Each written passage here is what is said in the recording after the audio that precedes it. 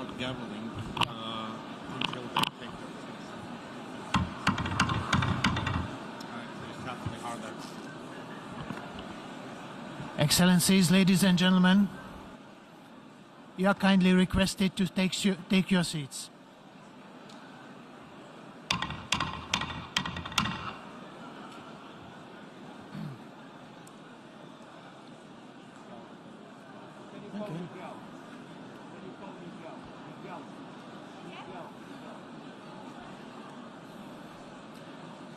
Excellencies, ladies and gentlemen, the fourth plenary meeting of the General Assembly is called to order.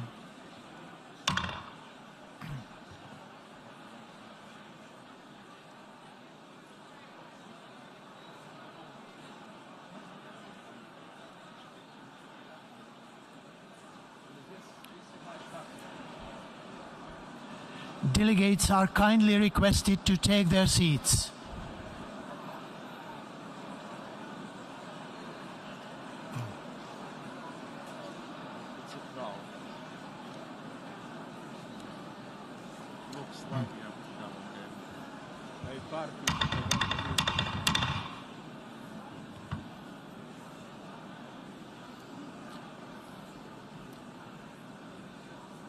Excellencies, ladies and gentlemen, the fourth meeting of the General Assembly is called to order.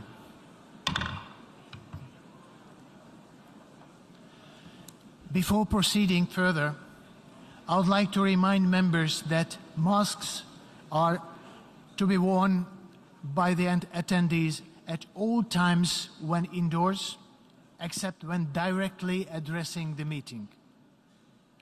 Due to the temporary closure of the east side emergency doors, in the event of fire or an emergency which requires an evacuation, please use the west side emergency doors and the stairway next to the elevator banks.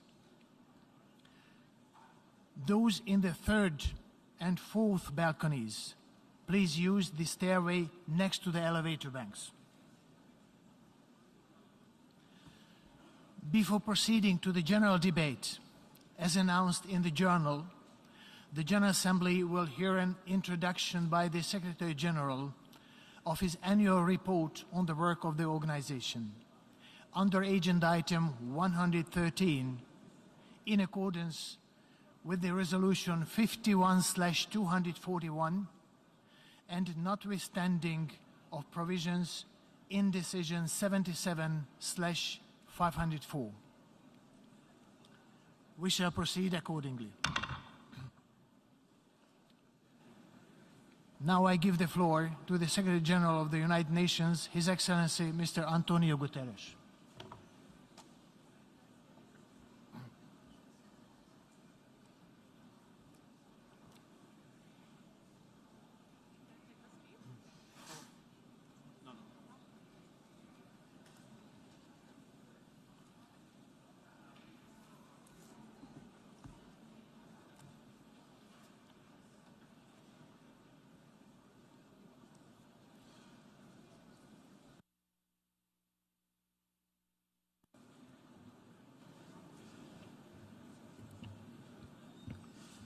Mr. President of the General Assembly, Excellencies, ladies and gentlemen, our world is in big trouble.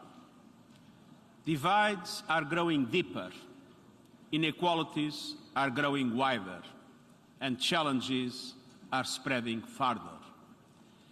But as we come together in a world teeming with turmoil, an image of promise and hope comes to my mind. This ship is the brave commander. It sailed the Black Sea with UN flag flying high and proud. On one hand, what you see is a vessel like any other plying the seas. But look closer. At its essence, this ship is a symbol of what we can accomplish when we act together. It is loaded with Ukrainian grain destined for the people of the Horn of Africa, millions of whom are on the edge of famine. It navigated through a war zone, guided by the very parties to the conflict, as part of an unprecedented comprehensive initiative to get more food and fertilizer out of Ukraine and Russia, to bring desperately needed relief to those in need, to calm commodity markets, secure future harvests, and lower prices for consumers everywhere. Ukraine and the Russian Federation, with the support of Turkey, came together to make it happen, despite the enormous complexities, the naysayers, and even the hell of war. Some might call it a miracle on the sea. In truth, it is multilateral diplomacy in action. The Black Sea Grain Initiative has opened the pathway for the safe navigation of dozens of ships filled with much-needed food supplies. But each ship is also carrying one of today's rarest commodities, hope. Excellencies, we need hope, and more, we need action. To ease the global food crisis, we now must urgently address the global fertilizer market crunch. This year, the world has enough food. The problem is distribution. But if the fertilizer market is not stabilized, next year's problem might be food supply itself. We already have reports of farmers in West Africa and beyond cultivating fewer crops because of the price or lack of availability of fertilizers. It is essential to continue removing all remaining obstacles to the export of Russian fertilizers and their ingredients, including ammonia. These products are not subject to sanctions, and we will keep up our efforts to eliminate indirect effects. Another major concern is the impact of high gas prices on the production of nitrogen fertilizers, and these must also be addressed seriously. Without action now, the global fertilizer shortage will quickly morph into a global food shortage. Excellencies, we need action across the board. Let's have no illusions. We are in rough seas. A winter of global discontent is on the horizon. A cost of living crisis is raging, trust is crumbling, inequalities are exploding, and our planet is burning. People are hurting, with the most vulnerable suffering the most. The United Nations Charter and the ideals it represents are in jeopardy. We have a duty to act, and yet we are gridlocked in colossal global dysfunction. The international community is not ready or willing to tackle the big, dramatic challenges of our age. This crisis threatens the very future of humanity and the fate of our planet. Crises like the war in Ukraine and the multiplication of conflicts around the globe, climates like the climate emergency and biodiversity loss, crises like the dire financial situation of developing countries and the fate of the Sustainable Development Goals, and crises like the lack of guardrails around promising new technologies to heal disease, connect people, and expand opportunity. In just the time since I became Secretary General, a tool has been developed to edit genes. Neurotechnology, connecting technology with the human nervous system, has progressed from idea to proof of concept. Cryptocurrencies and other blockchain technologies are widespread, but across a host of new technologies there is a forest of red flags. Social media platforms based on a business model that monetizes outrage, anger, and negativity are causing untold damage to communities and societies.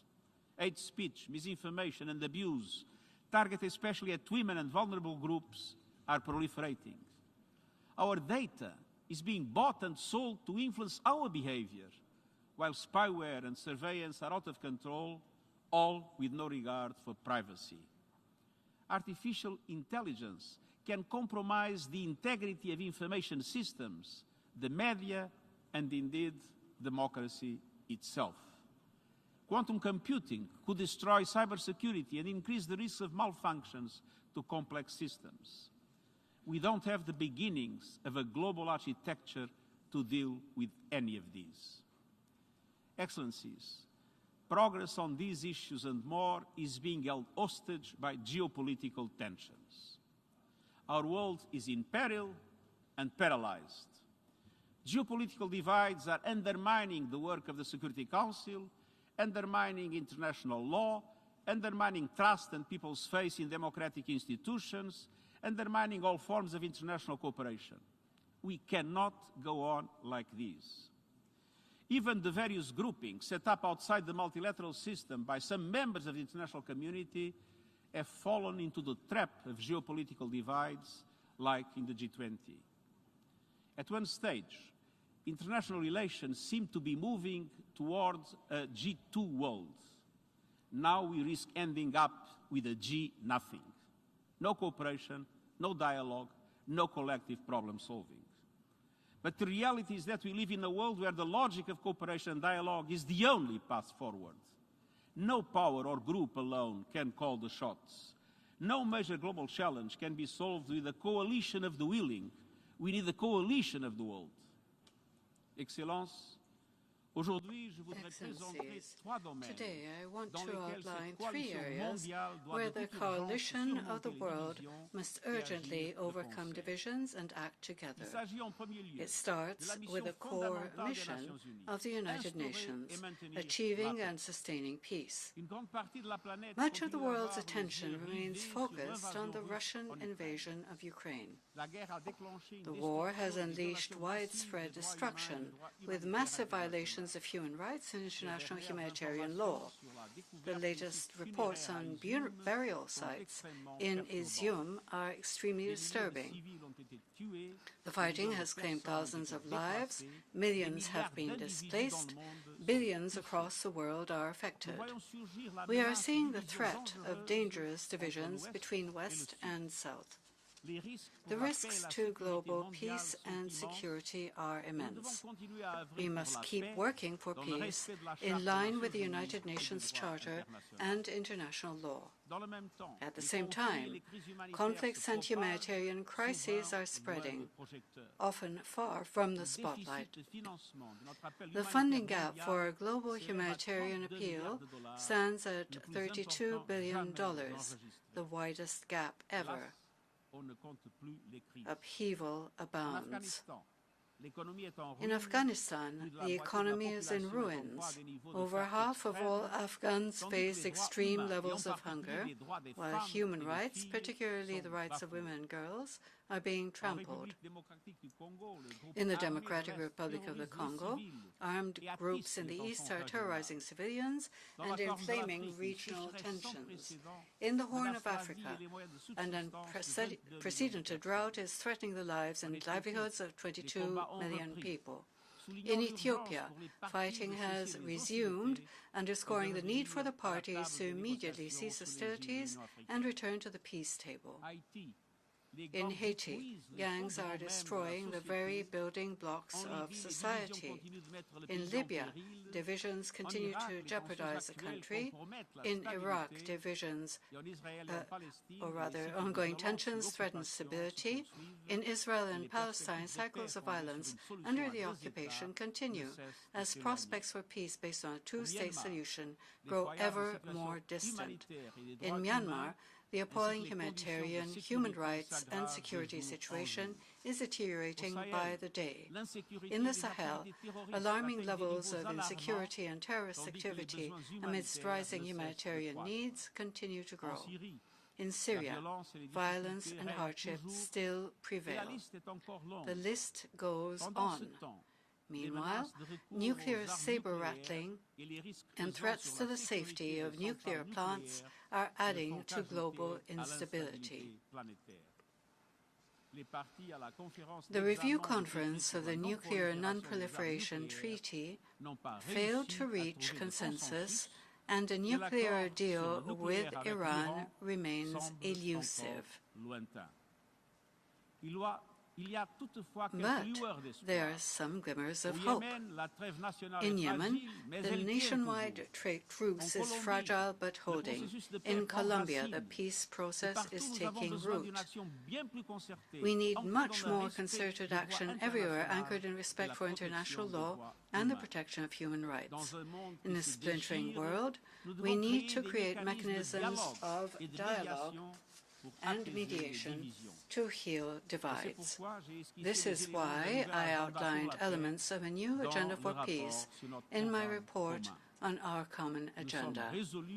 We are committed to make the most of every diplomatic tool for the pacific settlement of disputes as set out in the United Nations Charter: negotiation, inquiry, mediation, conciliation, arbitration, and judicial settlement. Excellencies, women's leadership and participation must be front and center, and we must also prioritize prevention and peace building. That means strengthening strategic foresight, anticipating flashpoints that could erupt into violence, and tackling emerging threats posed by cyber warfare and lethal autonomous weapons. It means also expanding the role of regional groups, strengthening peacekeeping, intensifying disarmament and non-proliferation, preventing and countering terrorism, and ensuring accountability. And it means recognizing human rights as pivotal for prevention. My call to action on human rights highlights the centrality of human rights, refugee, and humanitarian law. In all we do, we must recognize that human rights are the path to resolving tensions, ending conflict, and for forging lasting peace. Excellencies, there is another battle we must end: our suicidal war against nature. The climate crisis is the defining issue of our time, and it must be the first priority of every government and multilateral organization. And yet, climate action is being put on the back burner, despite overwhelming public support around the world. Global greenhouse gas emissions need to be slashed by 45% by 2030 to have any hope of reaching net zero emissions by 2050. And yet, emissions are going up at record levels, on course to a 14% increase this decade. We have a rendezvous with climate disaster. I recently saw it with my own eyes in Pakistan, where 1/3 of the country is submerged by a monsoon on steroids. We see it everywhere. Planet Earth is a victim of scorched earth policies. The past year has brought us Europe's worst heat wave since the Middle Ages. Mega drought in China, the United States and beyond. Famine stalking the Horn of Africa. 1 million species at risk of extinction. No region is untouched. And we ain't seen nothing yet. The hottest summers of today may be the coolest summers of tomorrow. Once-in-a-lifetime climate shocks may soon become once-a-year events. And with every climate disaster, we know that women and girls are the most affected. The climate crisis is a case study in moral and economic injustice. The G20 emits 80% of all greenhouse gas emissions. But the poorest and most vulnerable, those who contributed least to this crisis, are bearing its most brutal impacts.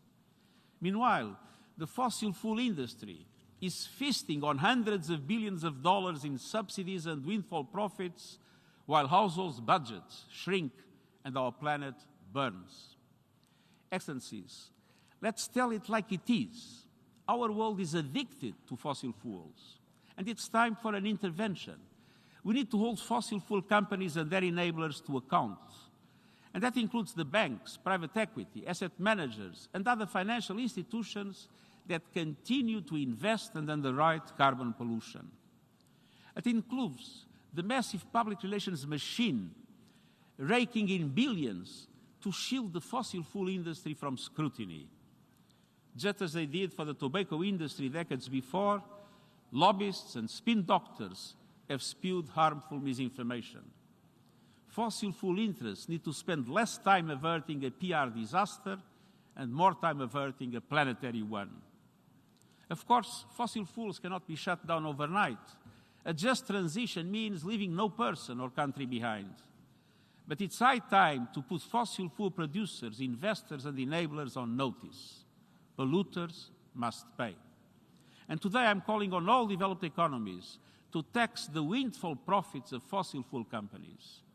Those funds should be redirected in two ways: to countries suffering loss and damage caused by the climate crisis, and to people struggling with rising food and energy prices.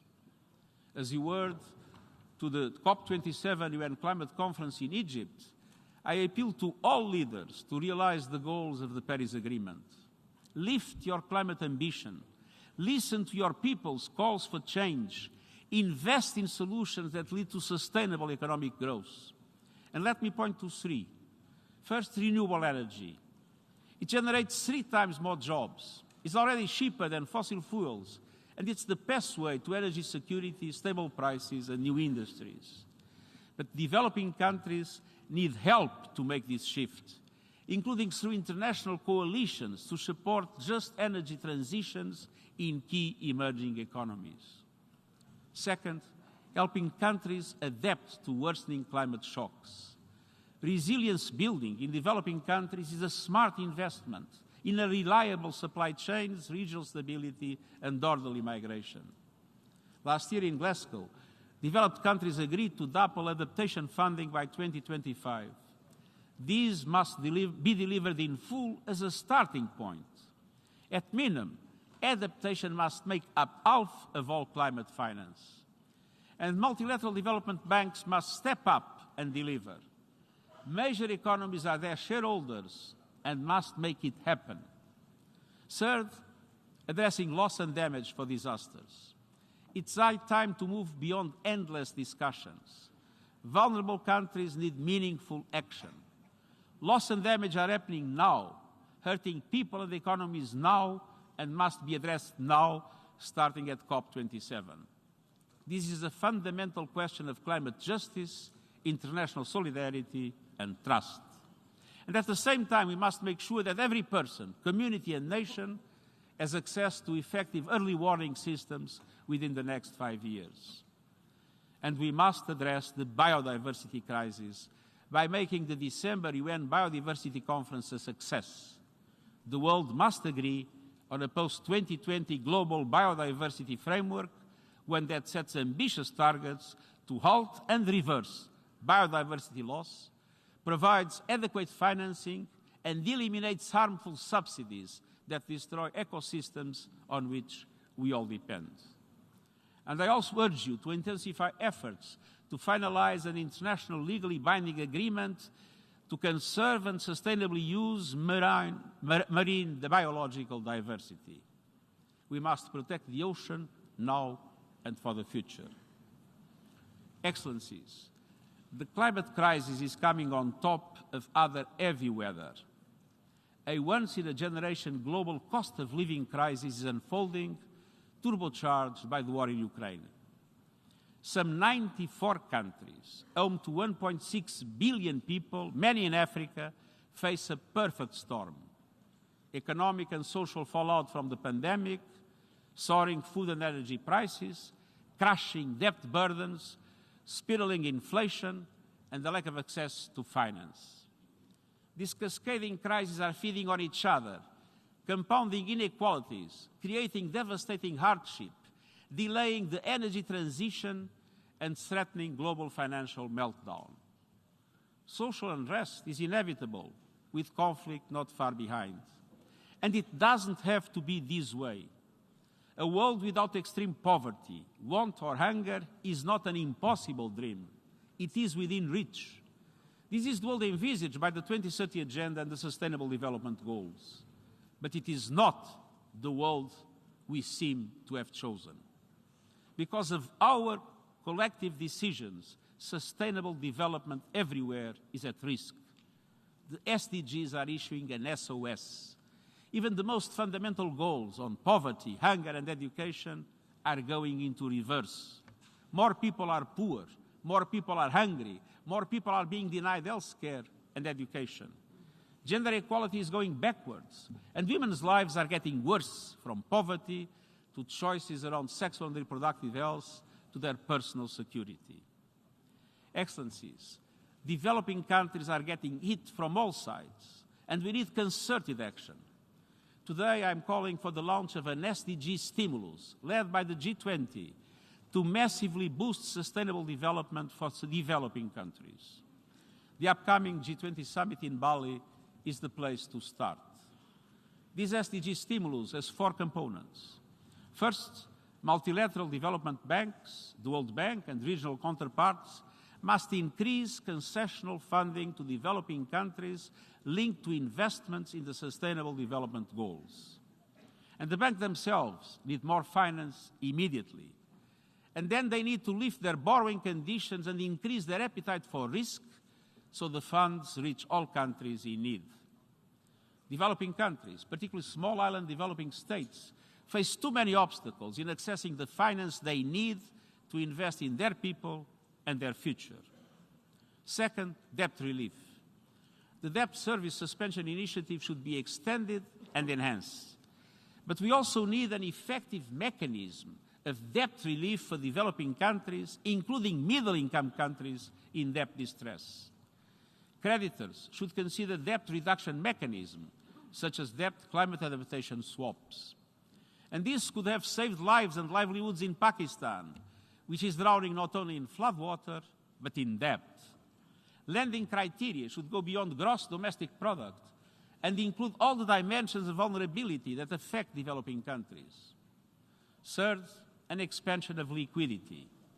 I urge the International Monetary Fund and major central banks to expand their liquidity facilities and currency lines immediately and significantly.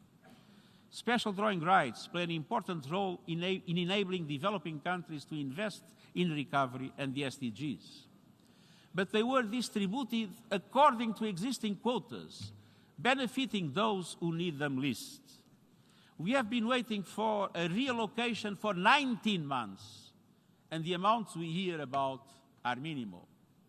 A new allocation of special drawing rights must be handled differently, based on justice and solidarity with developing countries. Fourth, I call on governments to empower specialized funds like Gavi, the Global Fund, and the Green Climate Fund. G20 economies should underwrite an expansion of these funds as additional financing for the SDGs. Excellencies, let me be clear. The SDG stimulus I'm proposing is essential, but it is only an interim measure. Today's global financial system was created by rich countries to serve their interests many decades ago. It expands and entrenches inequalities. It requires deep structural reform. And my report on our common agenda proposes a new global deal to rebalance power and resources between developed and developing countries. African countries in particular are underrepresented in global institutions. I hope member states will seize the opportunity to turn these ideas into concrete solutions, including at the Summit of the Future in 2024. Excellencies, the divergence between developed and developing countries, between North and South, between the privileged and the rest, is becoming more dangerous by the day. It is at the root of geopolitical tensions and lack of trust that poison every area of global cooperation, from vaccines to sanctions to trade. But by acting as one, we can nurture fragile shoots of hope. The hope found in climate and peace activists around the world, calling out for change and demanding better of their leaders. The hope found in young people working every day for a better, more peaceful future. The hope found in women and girls living and fighting for those still being denied their basic human rights. The hope found throughout civil society seeking ways to build more just and equal communities and countries. And the hope found in science and academia racing to stay ahead of deadly diseases and then the COVID-19 pandemic. The hope found in humanitarian heroes rushing to deliver life-saving aid around the world. The United Nations stands with them all. We know lofty ideals must be made real in people's lives, so let's develop common solutions to common problems, grounded in goodwill, trust, and the rights shared by every human being. Let's work as one, a coalition of the world, as United Nations. Thank you.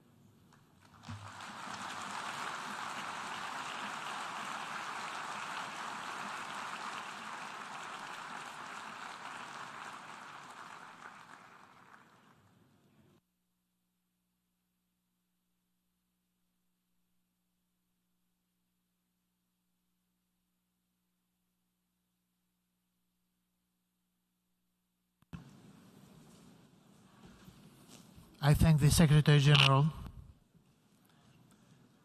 The Assembly will now turn to Agenda Item 8, entitled General Debate.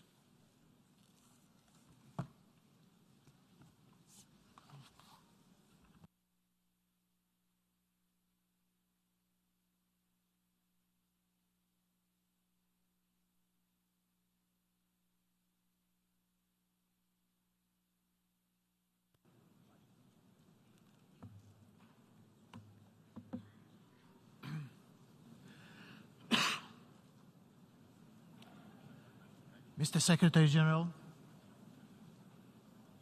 distinguished heads of state and government, excellencies, friends, the world needs solutions through solidarity, sustainability, and science. Solutions because we have drafted many treaties, set excellent goals, yet have taken too little action. We need solidarity because inequalities have reached record heights. We need sustainability because we owe it to our children to leave behind a livable world. We need science because it offers us neutral evidence for our actions. My sincere gratitude goes to all member states, especially to Hungary and the Eastern European Group for giving me the mandate to turn this motto into reality.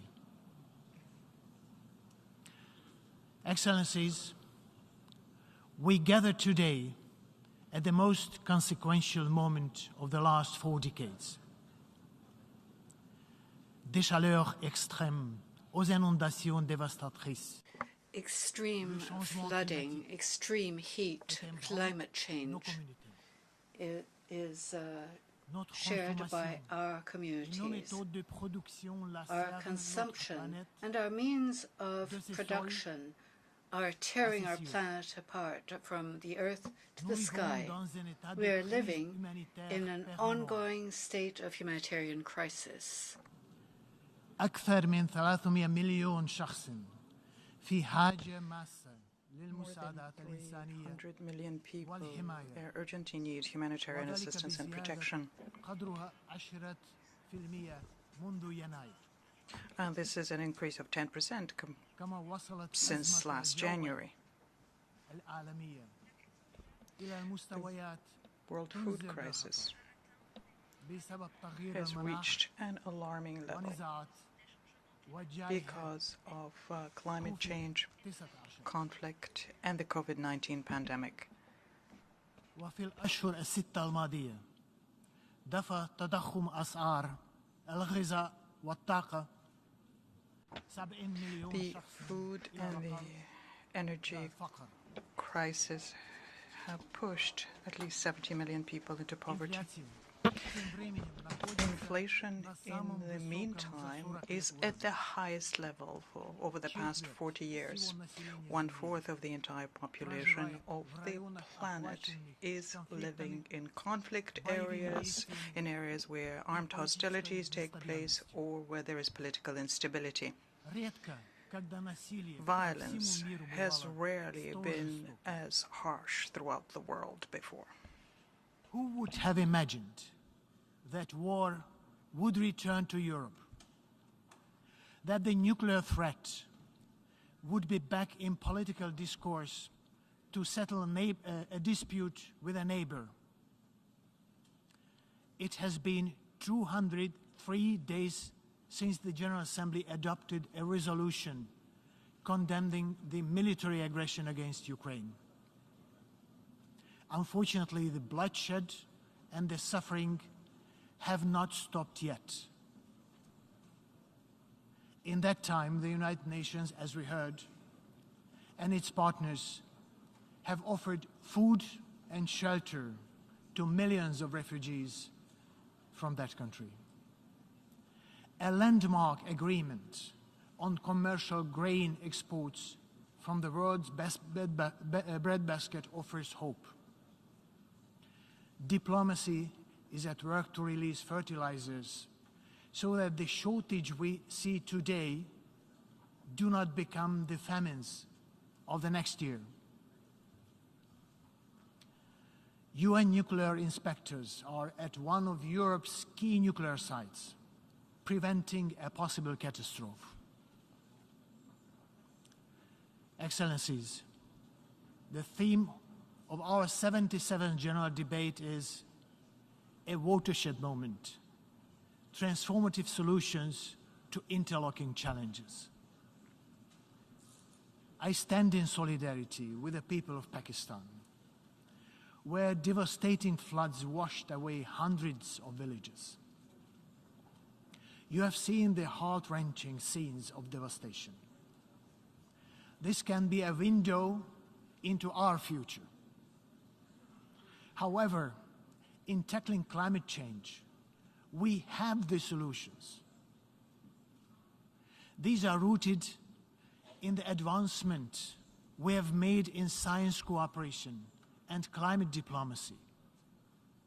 But we have to want to put them in practice.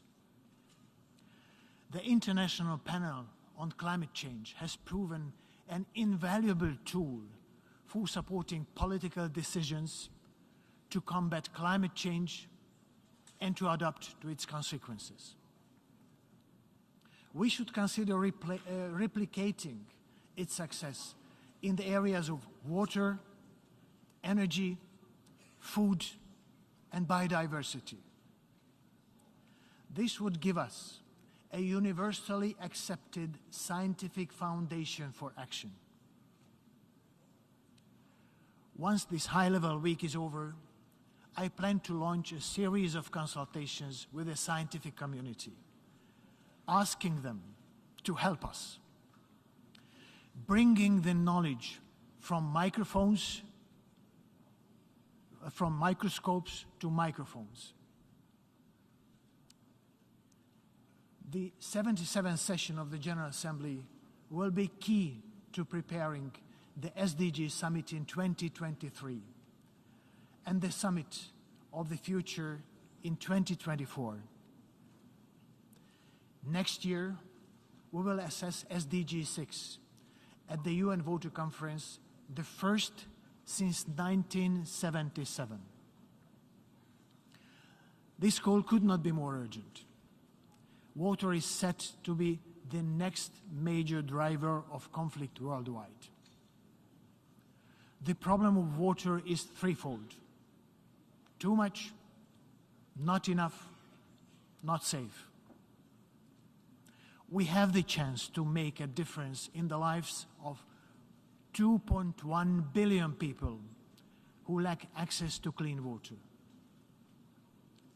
Let us cooperate to make the Water Action Agenda as transformational, practical, and actionable as possible.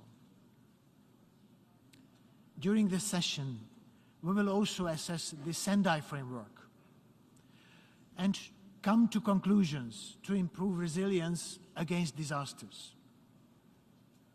It is vital that these opportunities lead to substantive outcomes. The building blocks for transformation are at our disposal. The 2030 Agenda, the Sendai Framework, the Paris Agreement, the Addis Ababa Programme of Action, and our common agenda all point in the same direction. They describe the world we want and offer the avenues to get there. I'm encouraged that the Secretary General's proposals and the important initiatives by member states mutually support each other. The challenges are great and they are interconnected, but they are not insurmountable. Ladies and gentlemen, without universal respect to the rule of law, it is all too easy to rapidly slide into treacherous territory.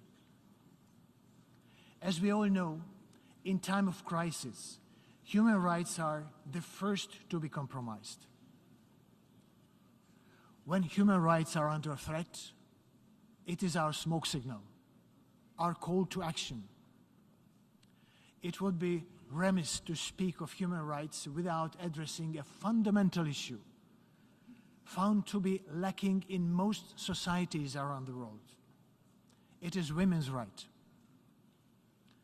It is simply unacceptable that every third woman experiences violence in her lifetime. As we speak, half of humanity is all too often excluded from decision-making and leadership. But we need every man and woman to live their lives to their fullest potential.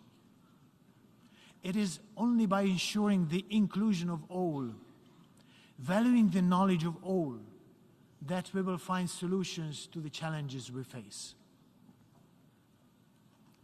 This afternoon's UNGA platform of women leaders, organized in collaboration with UN Women, may be an answer to this goal. Women heads of state and government will offer their solutions to society's complex problems. Data shows that crisis response is more effective when women take the lead. I encourage you to engage substantively with this issue. It has to do with equity and equality, but above all, human dignity. Excellencies, in all these issues, in all our endeavors, I look forward to working closely with the Secretary General, the Security Council, the ECOSOC, and other key relevant institutions of the United Nations. I stand ready to support Member States to identify transformative, impact-oriented, systemic, and sustainable solutions. I promise to cooperate with all stakeholders, civil society, young people, women and scientific community, to name but a few. UN agencies, funds and programs are critical to bringing our efforts out of this hole and into our communities. To deliver on the agenda requested by the Member States, I count on your constructive engagement, cooperation, and mutual respect to each other. I emphasize that the revitalization of both the United Nations and the General Assembly must continue. Our ability to competently improve our organization will determine its relevance in the eyes of people around the world. I want to advance negotiations on Security Council reform. It is high time that the Council represents the world's population more equally and that it reflects 21st century realities. This is a matter of credibility to our entire organization and our multilateral order. Ladies and gentlemen, crisis management and transformation will require our consistent efforts, way beyond one session of the General Assembly. In that spirit, let me finish with some timeless words of wisdom about chances and the risk of letting them pass us by. Things get better when we make them better. Things go wrong when we fail to seize the opportunities before us. Our opportunity is here and now. Let us act. I thank you.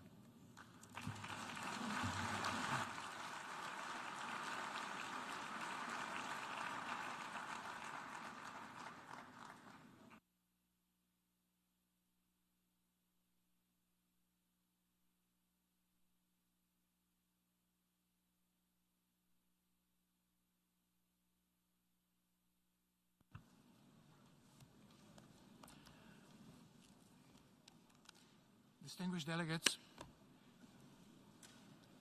before giving the floor to the first speaker for this morning, I would like to remind members that the list of speakers for the general debate has been established on the agreed basis that statements should be no longer than 15 minutes to enable all speakers to be heard in a given meeting.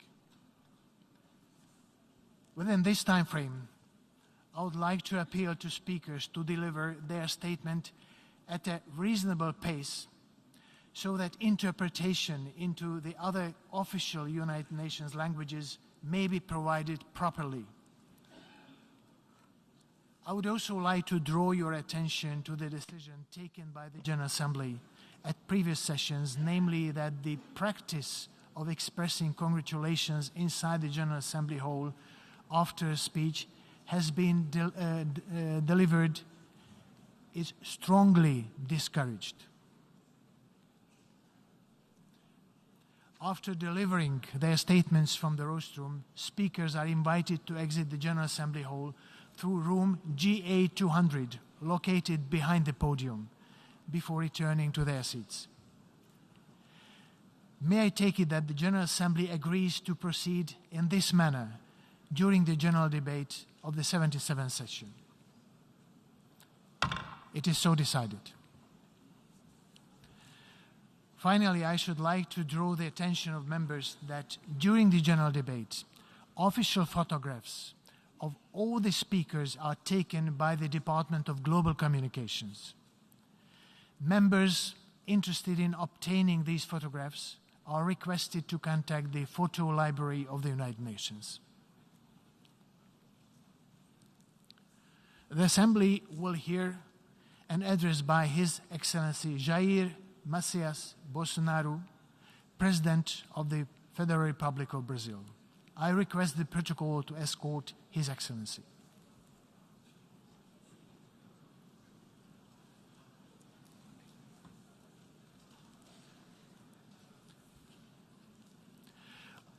On behalf of the General Assembly, I have the honor to welcome His Excellency Jair Messias Bolsonaro, President of the Federal Republic of Brazil, and to invite him to address the Assembly.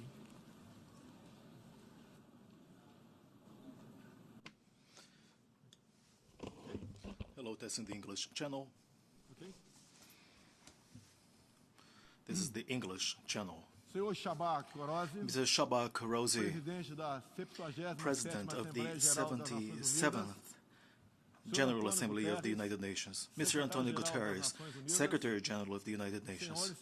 Ladies and gentlemen, heads of state, heads of government, and heads of delegation. Ladies and gentlemen at large, I begin by congratulating you, Ambassador Shaba Karosi, on your election as President of this General Assembly. You can be sure that you can certainly count on Brazil's support. The theme chosen for this general debate revolves around a concept that perfectly applies to the moment we currently live, a watershed moment. Mr. President, our collective responsibility at this General Assembly consists in understanding the actual scope of the challenges that make up this watershed moment, and from there build the responses that draw their strength from the goals that we all share. The task at hand is not a simple one, but strictly speaking, we have no alternative. The effort must begin within each of our countries. Domestically. First of all, it is what we do at the domestic level that gives the measure of the authority with which we act at the international level. Therefore, allow me to speak from my country's perspective. When Brazil voices her views on the public health agenda, we do so with the legitimate authority of a government that, during the COVID-19 pandemic, spared no efforts to save lives and preserve jobs. Like so many other countries, we focused our attention from the very outset on ensuring emergency financial aid to those most in need. Our goal was to protect families' income so that they could face up to the economic hardships resulting from the pandemic. Therefore, we managed to benefit more than 68 million people, the equivalent to 1/3 of the Brazilian population. In parallel, we launched a broad-ranging vaccination program, including domestic production of vaccines. We are a nation of more than 210 million people, and already we have more than 80% of our population fully vaccinated against COVID-19. All were vaccinated voluntarily, in due respect of one's individual freedom. Likewise, in the economic arena, Brazil has the legitimate authority of a country that, for the sake of sustainable and inclusive growth, has been putting in place reforms to attract investments and improve the standards of living of her population. Under my administration, we uprooted the systemic corruption that existed in the country. Between 2003 and 2015 alone, a period in which the left wing presided over in Brazil, indebtedness levels at the oil state company Petro due to mismanagement and politically driven appointments and favors, as well as the diversion of funds, reached up to $170 billion. The person responsible for that was convicted, unanimously convicted in 3 different court instances. Whistleblowers have returned $1 billion, and we paid to the U.S. stock market another $1 billion due to losses incurred by shareholders. But that is the Brazil of the past. We have enhanced public services by reducing costs and investing in science and technology. Today, for example, Brazil is the world's 7th most digitally advanced country. Altogether, 135 million people will access 4,900 services provided by my administration. Brazil has been a pioneer in 5G deployment in Latin America. We have also carried out a comprehensive agenda of privatization and concession projects with an emphasis on infrastructure. We have also completed the San Francisco River Transposition Project, therefore bringing water to the Brazilian northeastern region. We have also adopted new regulatory frameworks, such as in basic sanitation, railways, and natural gas. Moreover, we have improved the business environment with the Economic Freedom Law and the Startup Law. As a result, we now have created opportunities for young people to be entrepreneurs and have quality jobs. Crowning all of this effort to modernize the Brazilian economy, we have made great strides towards Brazil's accession as a full member of the Organization for Economic Cooperation and Development, the OECD. Despite the global crisis, Brazil is getting to the end of 2022 with an economy at full recovery. We have high employment rates and a low inflation rate. The economy is back on the path of growth. Poverty has increased across the world under the impact of the pandemic. In Brazil, it began to fall sharply. The figures speak for themselves. It is estimated that by the end of 2022, 4% of Brazilian families will be living below the extreme poverty level. In 2019, it was 5.1%. This reflects a drop of more than 20%.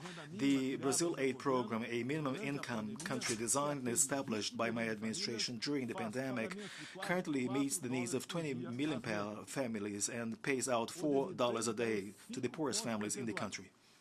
Employment fell by 5 percentage points, reaching 9.1%, a rate not seen in 7 years. We have lowered inflation with an estimate of less than 7% for 2022. I am pleased to announce that we have had unprecedented deflation in Brazil in the months of July and August this year. Since June, the price of gasoline has dropped by more than 30%. Today, 1 liter of gasoline in Brazil costs about 0.90 cents of $1. The price of electricity has also dropped by more than 15%. Let me emphasize that the cost of energy has not dropped because of price fixing or any other type of state intervention. Rather, it was the result of a tax rationalization policy designed and implemented with support by the National Congress. In 2021, Brazil was the fourth largest destination country for foreign direct investment in the world. Our foreign trade reached the historic milestone of 39% of the GDP, even after reducing taxes or lowering taxes down to zero on thousands of products. Domestically, we also have record breakers in three areas: tax collection, state-owned company profit levels, and the public debt to GDP ratio. In fact, in 2021, we had a surplus in the consolidated results or figures for national accounts. Brazilian GDP increased by 1.2% in the second quarter, and the forecast is for up to 3% in 2022. We enjoy the peace of mind of those who are working in the right path, the path to shared prosperity among Brazilians, and beyond that, prosperity shared with our neighbors and other partners worldwide. This is precisely what we see, for example, in food production. 4 decades ago, Brazil used to be a food importer. Today, we are one of the world's largest food exporters. And this has only been possible thanks to heavy investments in science and innovation with a view to boosting productivity, yield levels, and sustainability. May I here pay a tribute to Mr. Alisson Polinelli, the Brazilian candidate for the Nobel Peace Prize, for his role in expanding the Brazilian agricultural frontier with the use of new technologies. This year, Brazil has already started the harvest, or the largest grain harvest in our history. We estimate it to be at least 270 million tons. In a few years, Brazil will also make the transition from net importer of wheat to a net exporter of wheat. For the 2022-2023 period, the forecast is that our total production will exceed 300 million tons.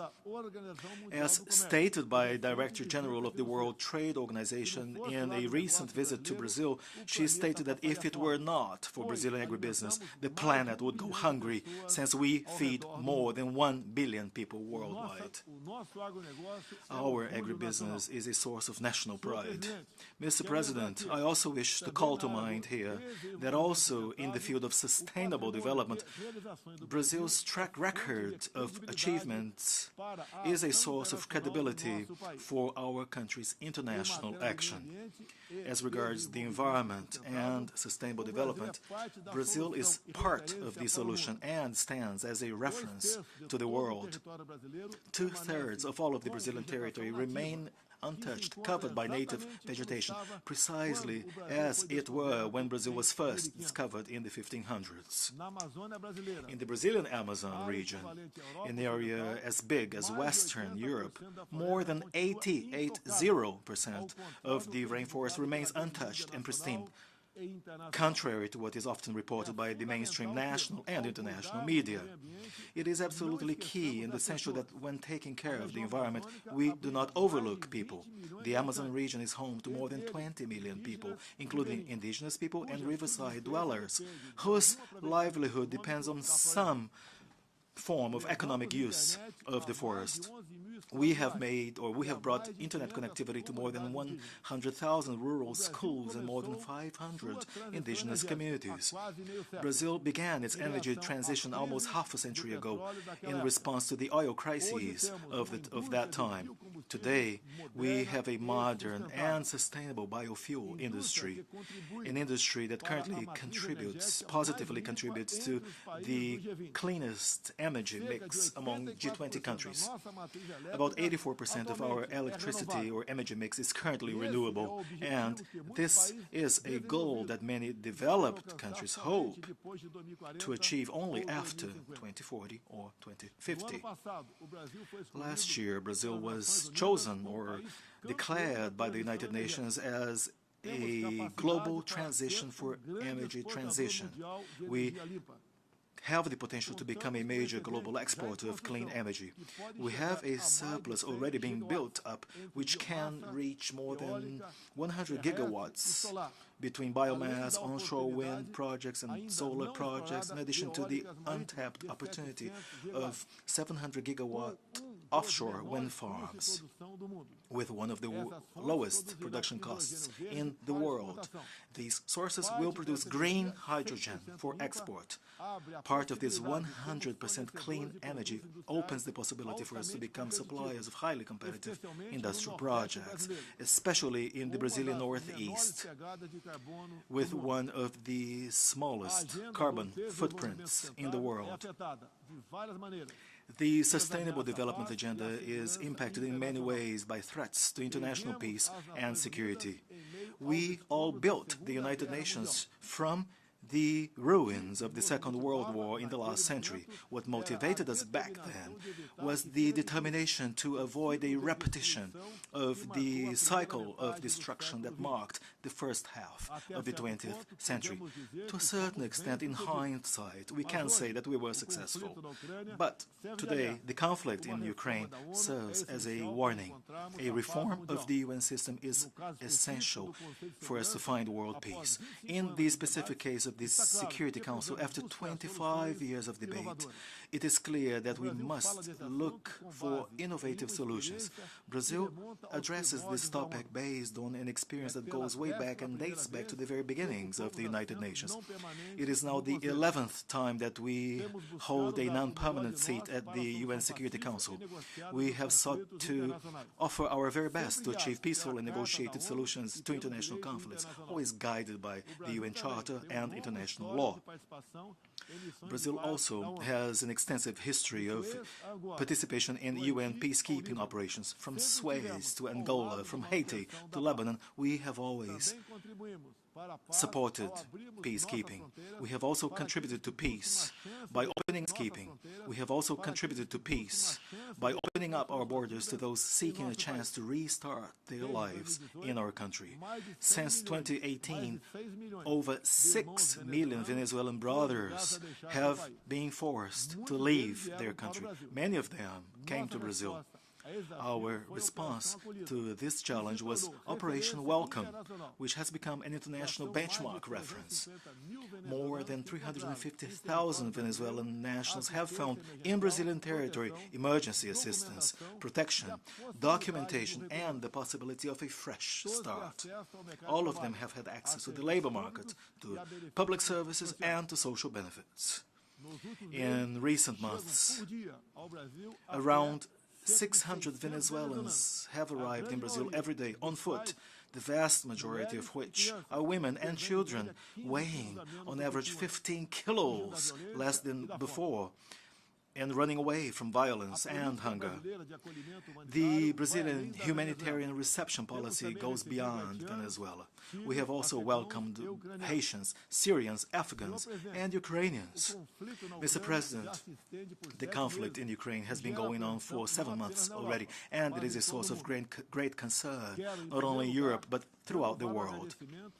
First of all, I would like to reiterate Brazil's gratitude to the countries that helped with the evacuation of Brazilian nationals who were in Ukraine when the conflict first started, especially Slovakia, Hungary, Poland, Romania, and the Czech Republic. Thank you very much. The evacuation operation was successful. We left no one behind, not even their pets. Regarding the conflict in itself, Brazil has been guided by the principles of international law and the UN Charter, principles that are also enshrined in our national constitution. We advocate an immediate ceasefire, the protection of civilians and non-combatants, the preservation of critical infrastructure to assist the population, and the maintenance of all channels of dialogue between the parties at conflict. These are the first steps towards achieving a solution that will be long-lasting and sustainable, and we have been working in that direction. At the United Nations and also elsewhere, we have tried to avoid hampering the channels of dialogue as a result of polarization around the conflict. Accordingly, we are against diplomatic and economic isolation. The effects of the conflict can already be felt in the world prices of foodstuffs, fuel, and other raw materials. All of this impact drives us all away from the Sustainable Development Goals. Countries that once presented themselves as leaders of the low-carbon economy have now turned to dirty sources of energy. This is a serious setback for the environment. We support all efforts to reduce the economic impacts of this crisis. But we do not believe that the best way is to adopt one-sided or unilateral and selective sanctions that are inconsistent with international law. These measures have harmed economic recovery and have threatened the human rights of vulnerable populations, including in European countries. The solution to the conflict in Ukraine will only be achieved through negotiation and dialogue. I make an plea to the parties as well as to the entire international community. Let us not miss any opportunity to end the conflict and ensure peace. The stability, security, and prosperity of humankind are at serious risk if the conflict continues. Mr. President, I have been an unconditional supporter of freedom of speech. Moreover, under my administration, Brazil has made an effort to bring the right to freedom of religion to the very core of the international human rights agenda. It is essential to ensure that everyone has the right to freely worship and practice their religious orientation without any discrimination whatsoever. I would like to inform here that Brazil stands ready to welcome the Catholic priests and nuns who have suffered persecution by the dictatorial regime in Nicaragua. Brazil repudiates religious persecution wherever it may occur in the world. Other fundamental values for Brazilian society with implications to the human rights agenda include the defense of family values, the right to life since conception, the right to self-defense, and the repudiation of gender ideology. I would also like to underscore the priority we have attached to women's rights and protection. Our efforts to sanction over 70 legal norms on the subject since the very beginning of my administration in 2019 is thorough evidence of this commitment. We fight violence against women very strictly. It is part and parcel of our broader priority to ensure public security and safety for all Brazilians. The results are visible in our government figures. A 7.7% drop in the number of murders of women and a decrease in the general number of deaths by murder. In 2017, there were 30 deaths per 100,000 inhabitants. Now there are only 17. Violence in rural areas has also plummeted at the same time as land tenure by the most in need has increased. Under my administration, we have delivered 400,000 rural property land title deeds, 80% of which given to women. In Brazil, we work to ensure that we have strong, independent women so that they can get wherever they wish. First Lady Michelle Bolsonaro has given a new meaning to volunteer work since 2019, with special attention to people with disabilities and rare diseases. Mr. President, Mr. Secretary General, Heads of State and Government, ladies and gentlemen, last September 7th, Brazil celebrated 200 years of history as an independent nation. Millions of Brazilians took to the streets, called upon by their government and wearing the colors of their flag, our flag. It was the largest civic demonstration in the history of our country, a people that believes in God, the homeland, family, and freedom. Thank you all very much.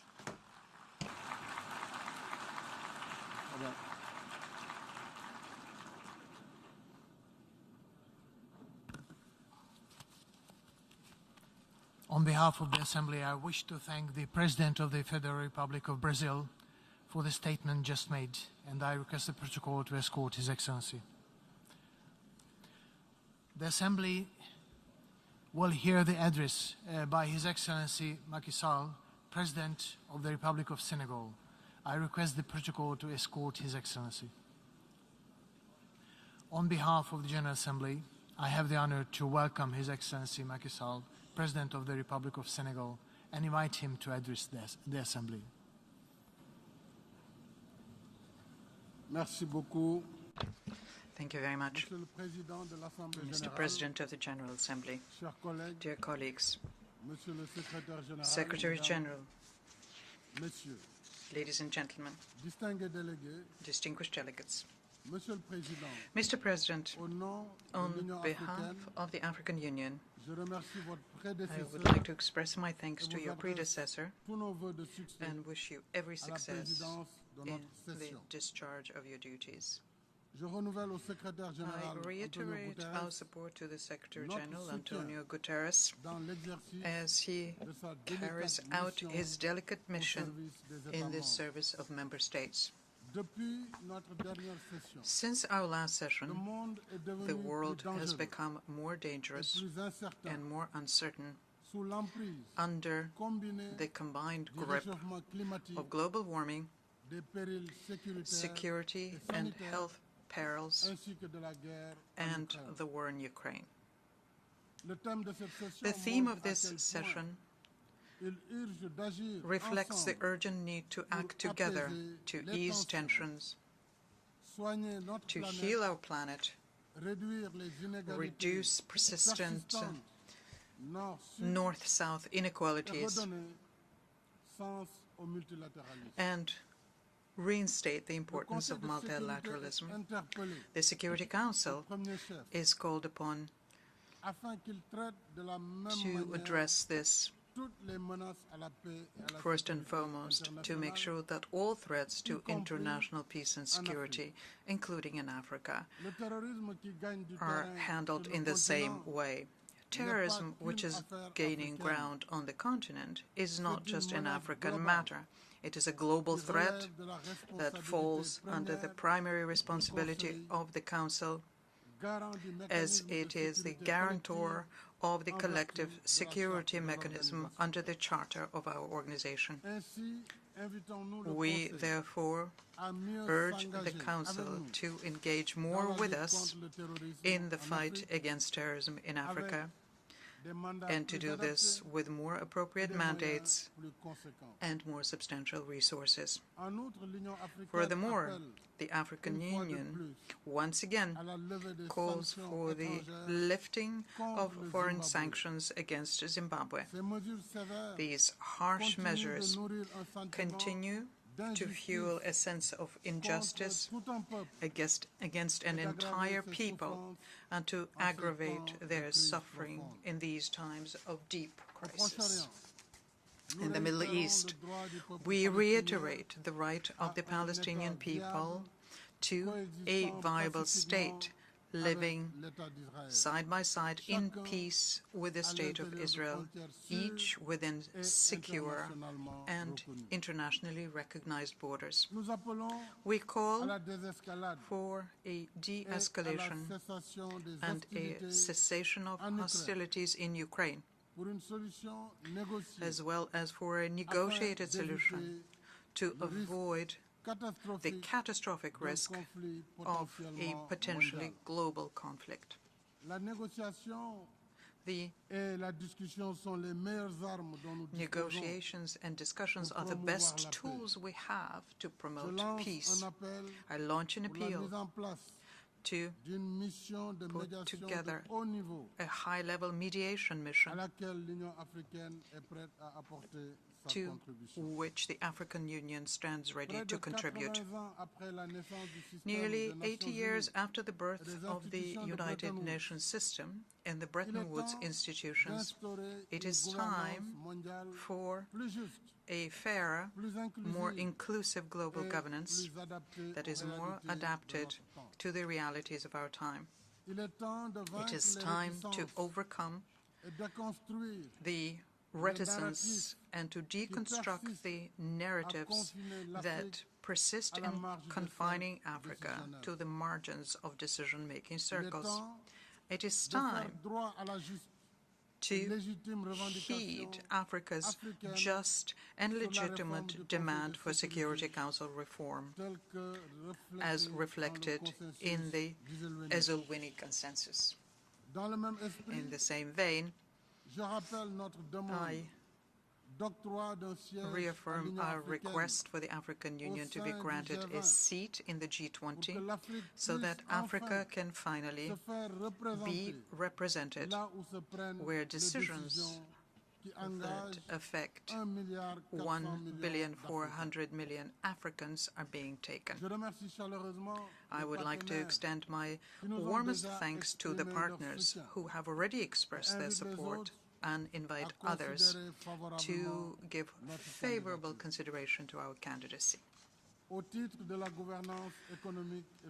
With respect to economic and financial governance, I draw the attention of the General Assembly to the 2022 Financing for Sustainable Development report, produced by some 60 multilateral institutions, including the IMF, the World Bank, the Basel Committee on Banking Supervision, the International Association of Insurance Regulators, and the Financial Stability Board. This report highlights shortcomings in the assessment processes of credit rating agencies and underlines the importance of transparent methodologies so as not to undermine confidence in ratings.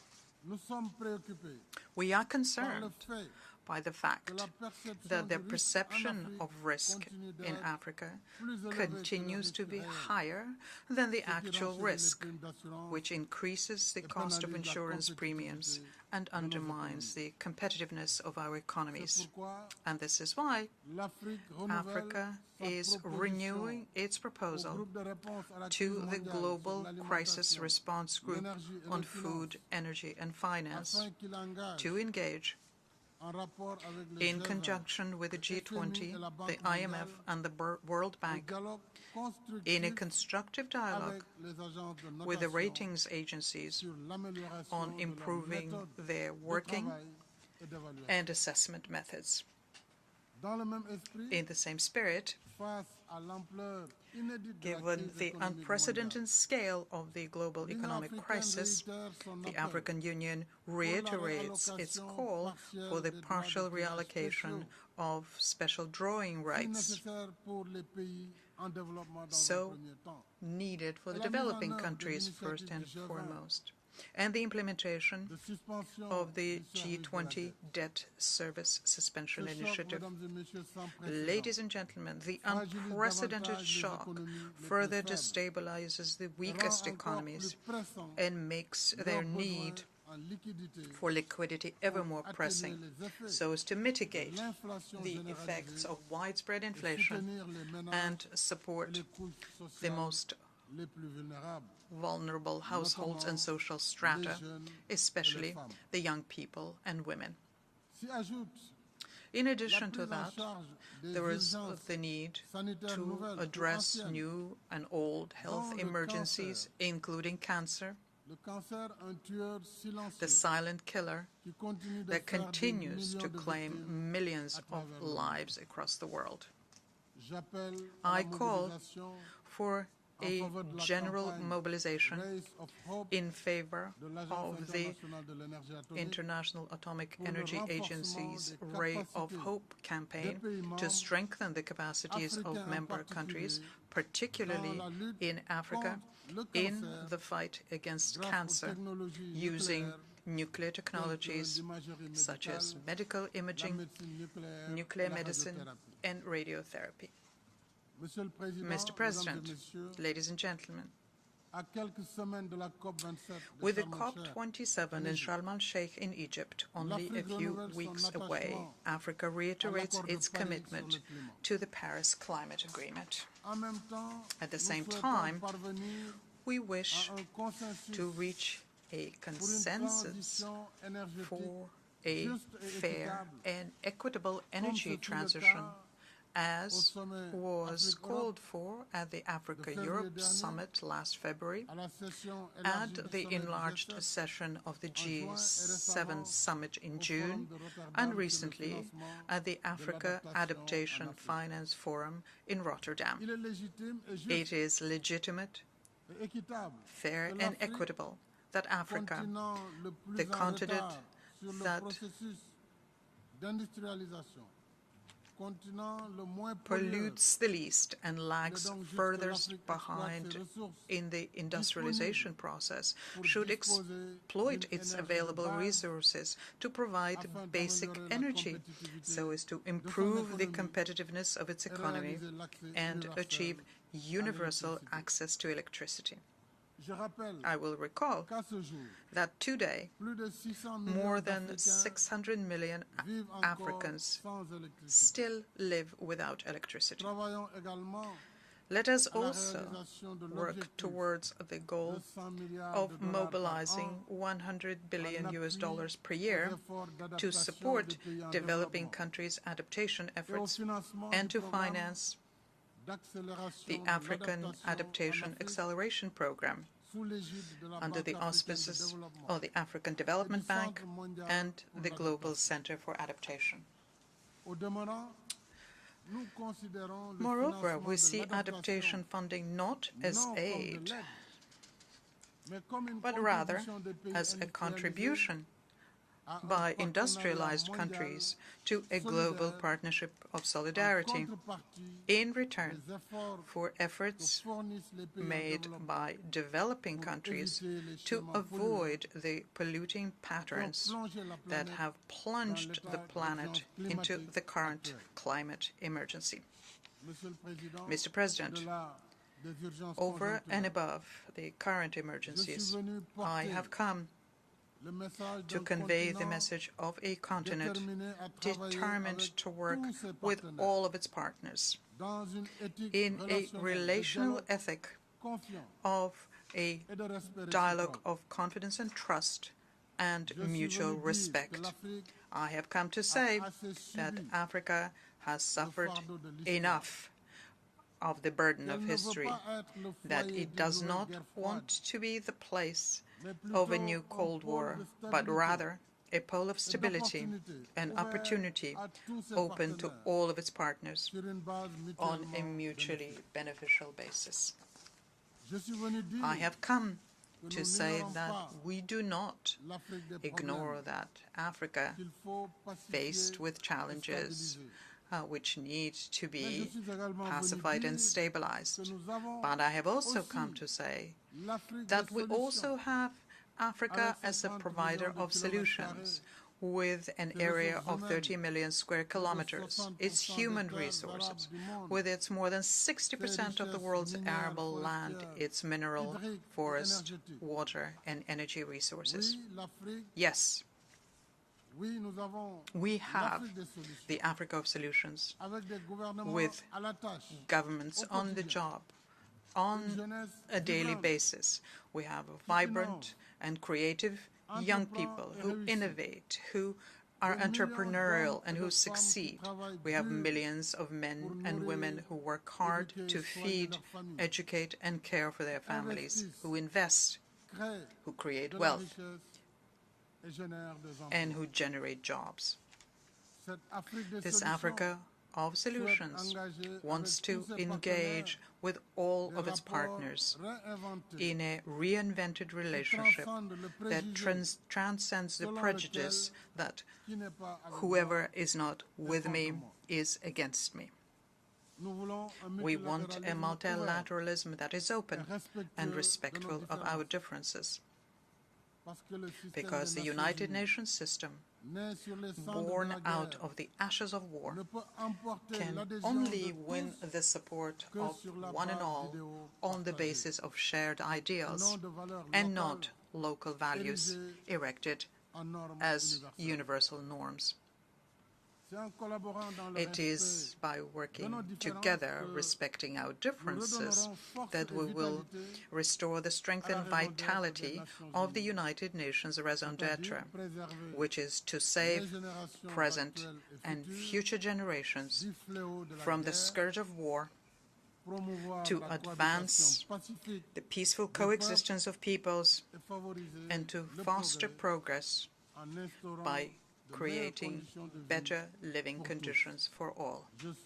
I wish the 77th session of the General Assembly every success. I thank you for your kind attention.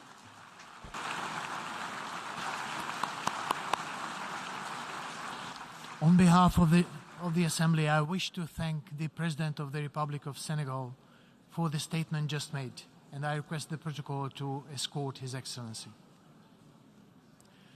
And the Assembly will hear an address by His Excellency Gabriel Boric Font, President of the Republic of Chile.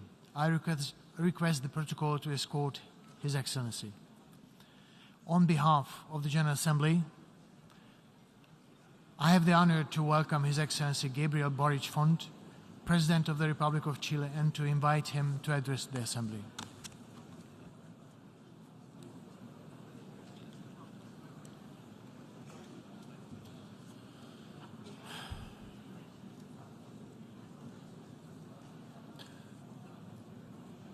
Muchísimas gracias. Thank you very much.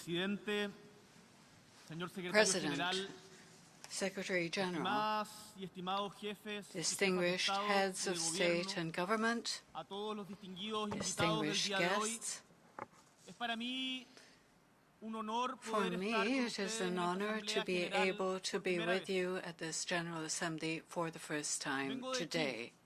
I come from Chile, a beautiful country located in the extreme south of the Americas, between the Andes mountain range, the backbone of the continent, and the majestic, breathtaking Pacific Ocean, a country with a diverse geography and stunning landscapes, where, side by side, we have the clearest skies and the stormiest seas, the driest desert, alongside cities made of rain. The people of Chile, as you may know, is hardworking and caring. Thanks to our efforts, in just over 2 centuries, we have gone from being the poorest colony of Spain on the continent to a thriving, independent, free, sovereign country, a country with enormous opportunities, today at the gates of comprehensive development, and we are working for this development to be for all, not just for a few. A country that has lithium for energy, the means of providing clean energies to the world, a country with long coasts and protected marine areas to care for the environment, with top-level universities to create and share knowledge. I have come to tell you, dear colleagues, that Chile needs the world. The world needs Chile too.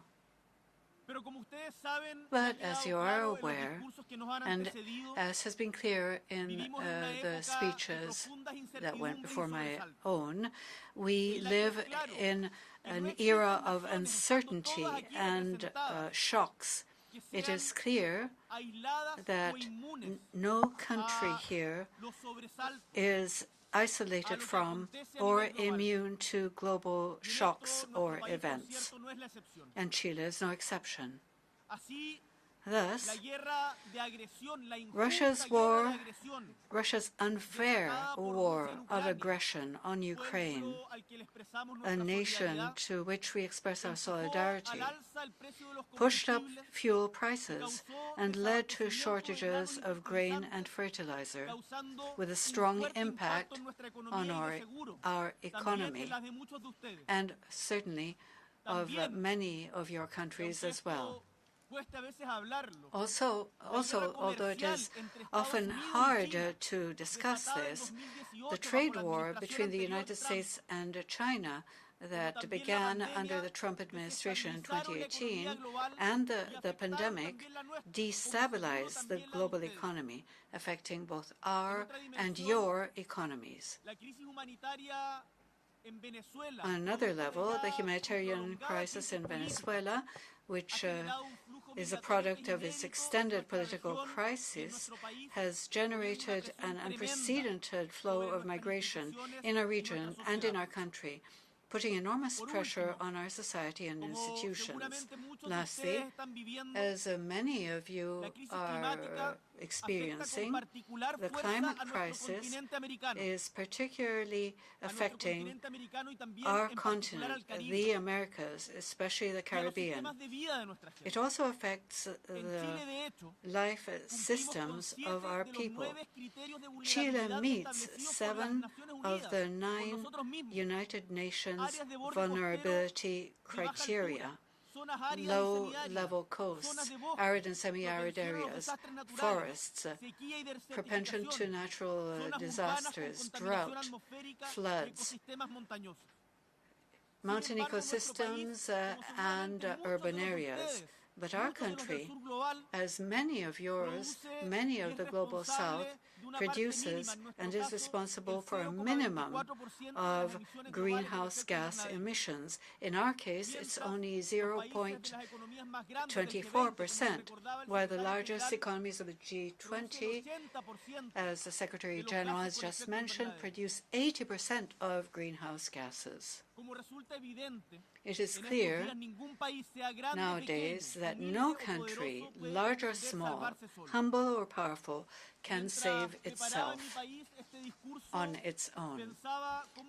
As I was preparing this speech, I was thinking how the many interesting speeches telling about the reality of each country could be contributed to from Chile with its small part in building the best possible world.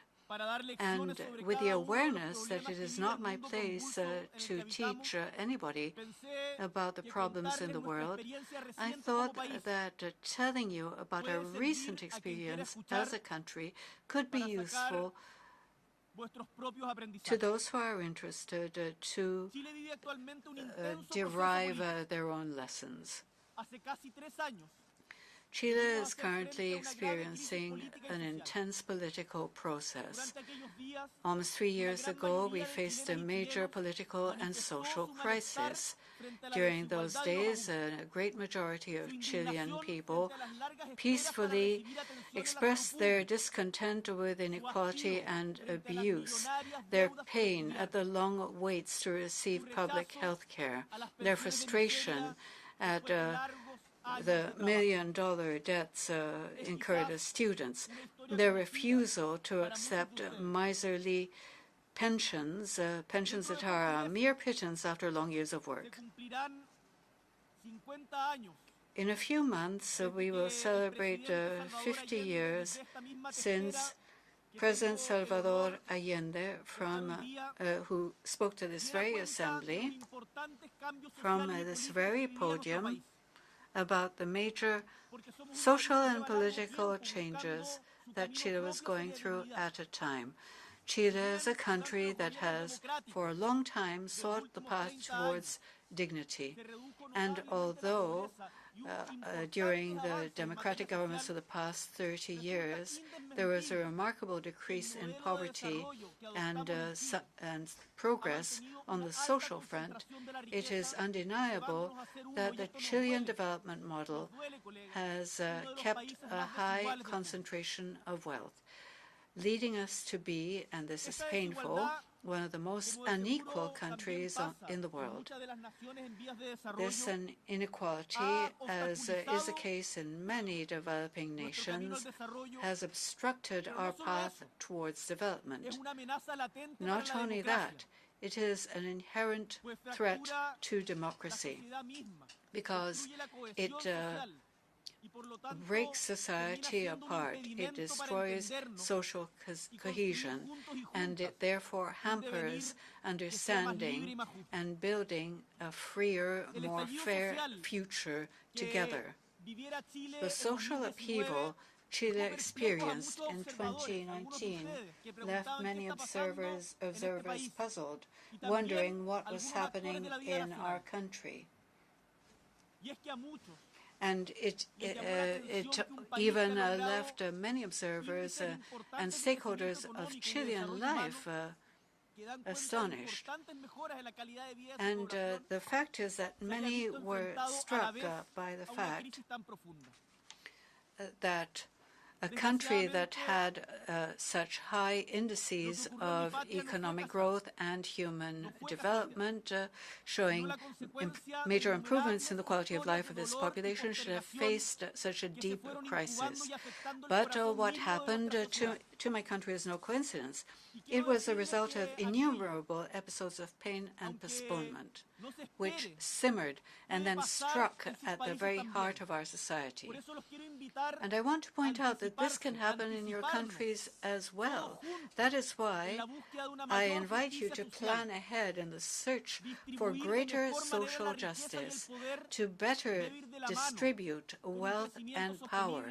This should go hand in hand with sustainable growth, and I am deeply convinced that it can be shared and it is possible. Indeed, it is urgent.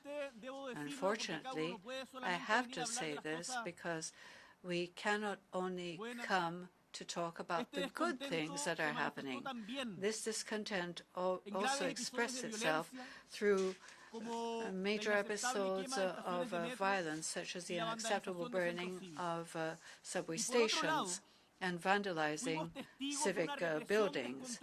And we also witnessed an uncontrolled level of repression, which led to deaths, injuries, and over 400 people who were victims of eye injuries, which was a result of state action, which is, from the point of view of our government and of international organizations, a severe violation of human rights, which must be repaired. It must be made up for. This long history of injustice found its voice in October of 2019. But also, and this is a good thing about it, the long history of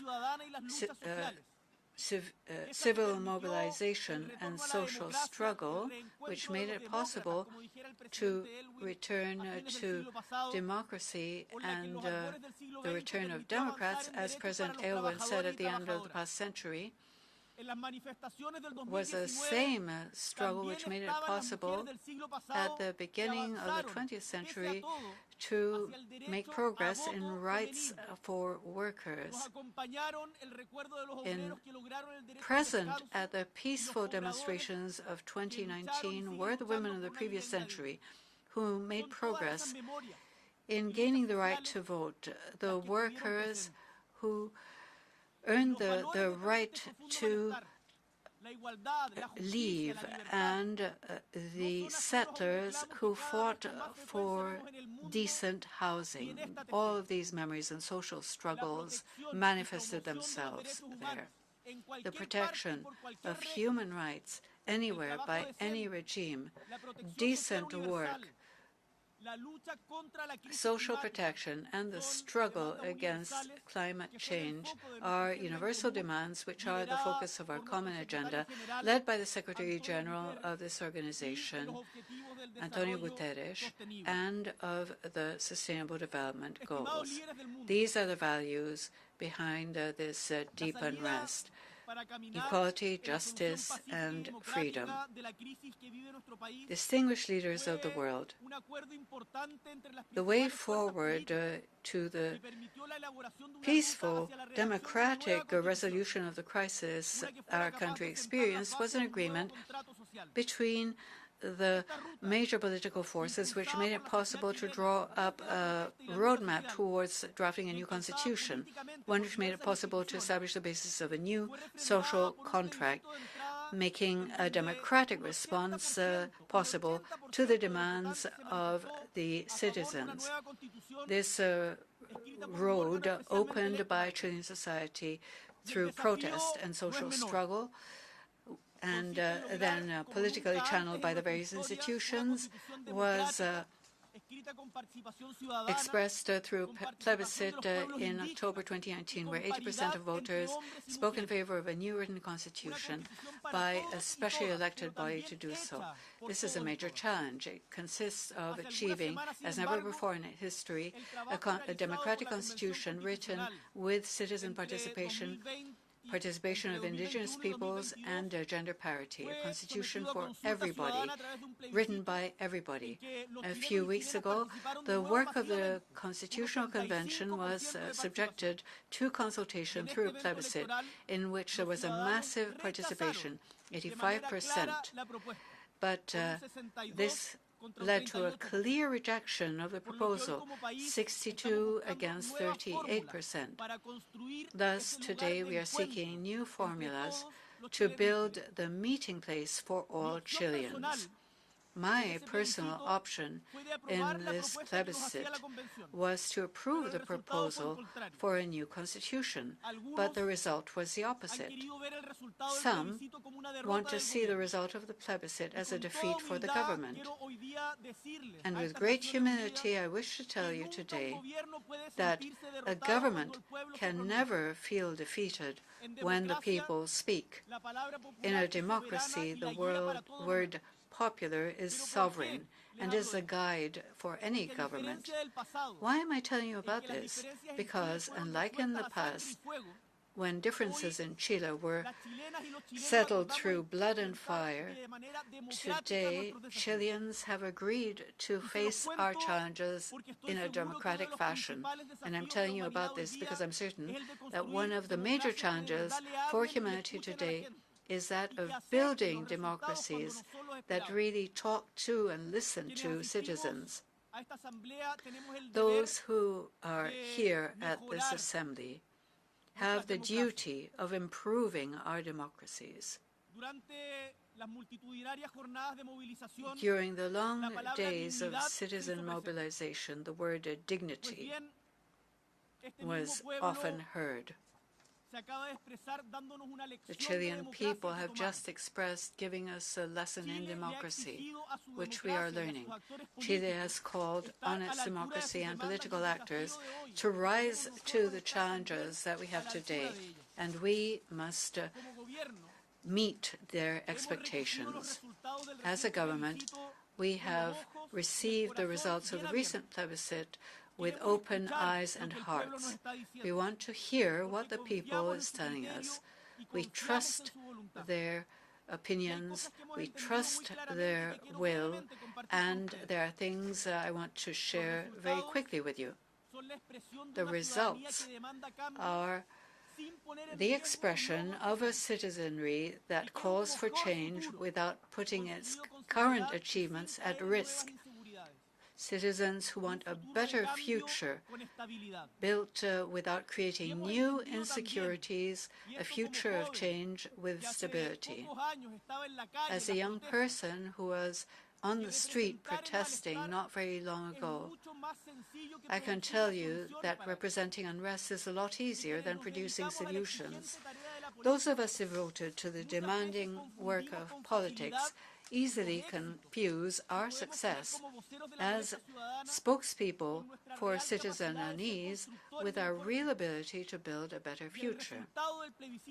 The plebiscite results in Chile have taught us to be humble. Democracy must be humble. They made us realize that building the Chile we dream of, in building the Chile we dream of, no given sector has a recipe. Rather, it is a dish made up of the best each one of us has to contribute. This is how we govern in the 21st century, mobilizing capacity and skill in our societies, not trying to substitute them. As a president of Chile, I am convinced that very soon Chile will have a constitution that will satisfy us and make us proud, one built in democracy, that brings together the contributions of all sectors of society, able to reflect our aspirations of justice and liberty.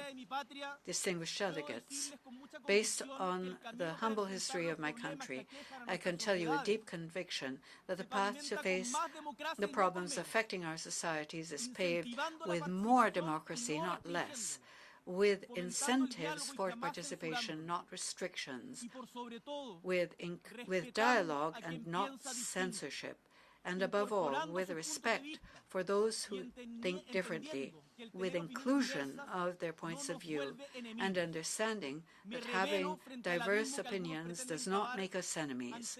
I reject the abyss that some try to open when facing the legitimate diversity of opinion. And from Chile, we declare our will of building bridges across those gaps that make it difficult for us to meet as diverse societies. This is what we wish to share as a small country with the nations of the world. Deepening democracy is a permanent exercise where we must persevere and learn from the experience of others.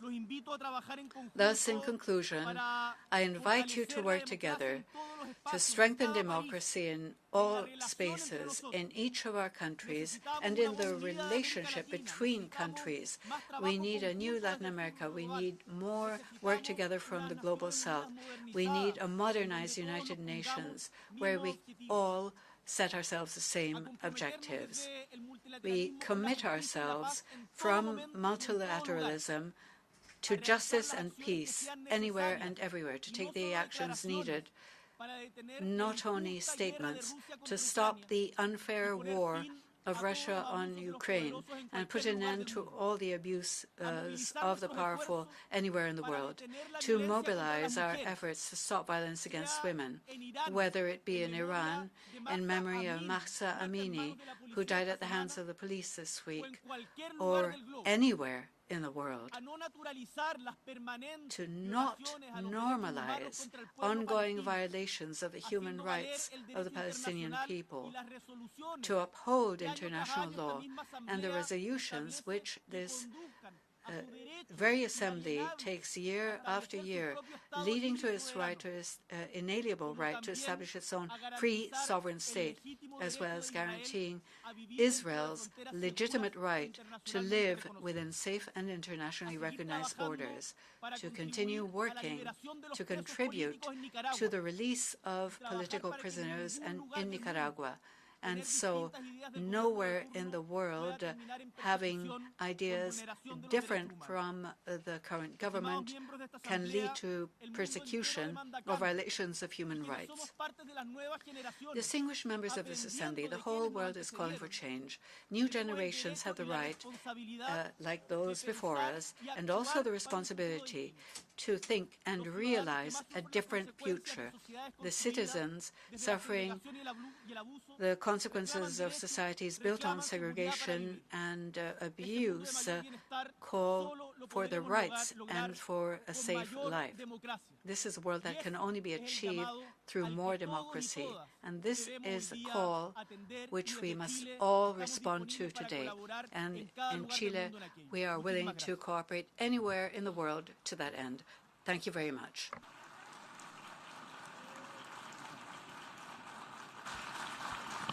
On behalf of the Assembly, I wish to thank the President of the Republic of Chile for the statement just made, and I request protocol to escort His Excellency. The Assembly will now hear an address by His Majesty King Abdullah II Ibn al-Hussein, King of the Hashemite Kingdom of Jordan. I request protocol to escort His Majesty. On behalf of the General Assembly, I have the honor to welcome His Majesty King Abdullah II Ibn al-Hussein, King of the Hashemite Kingdom of Jordan, and to invite him to address the Assembly. Bismillahir Rahmanir Rahim. Mr. President, Mr. Secretary General, Your Excellencies, we meet today in this General Assembly as the alarm bells ring all around us. Numerous crises batter our world, crises that are increasingly interlocked. Regional conflicts with international impact, devastating climate change, pandemic disruptions, extremist violence, spiraling inflation, looming recession, and for all too many around the world, the growing reality of hunger. Developing countries have been hardest hit. Is this the future we will leave to the generations yet to come?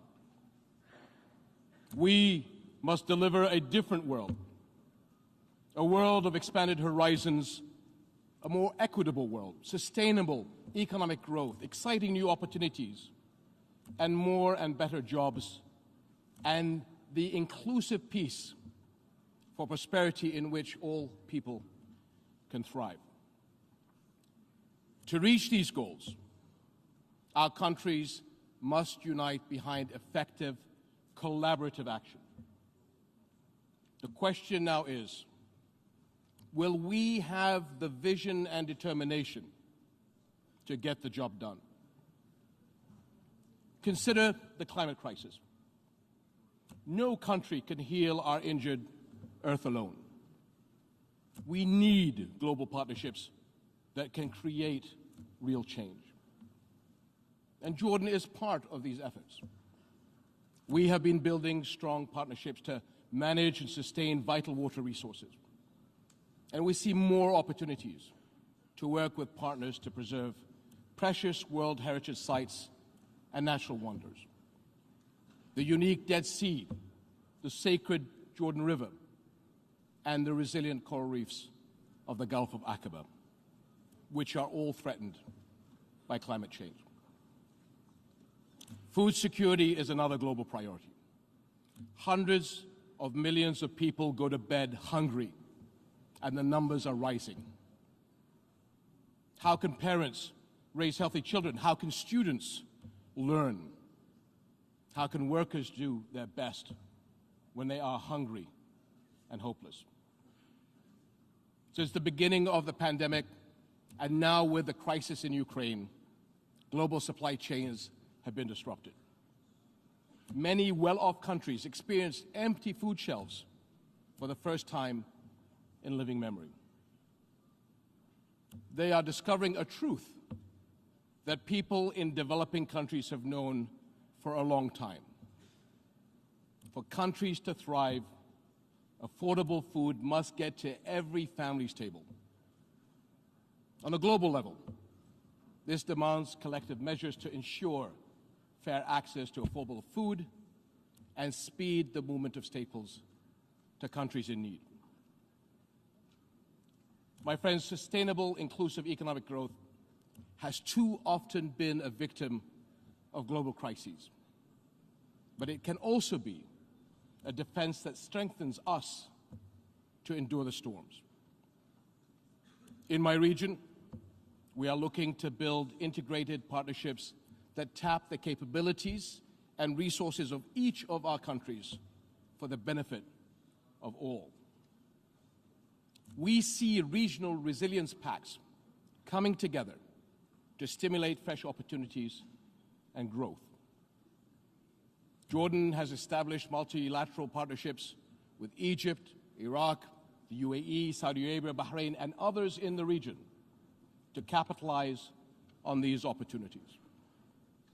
Our country is a bridge for regional partnerships and cooperation, international crisis response, and humanitarian action. Jordan has always been a source of regional stability, as well as a refuge for those in need. In this context, let me say a word about refugees and the communities which host them. In 2012, I came before the 67th General Assembly and spoke for the first time about the Syrian refugee flow and its pressure on Jordan's scarce resources. At that point, 200,000 Syrians had sought refuge in our small country. Today, 10 years later, we host more than 1.3 million.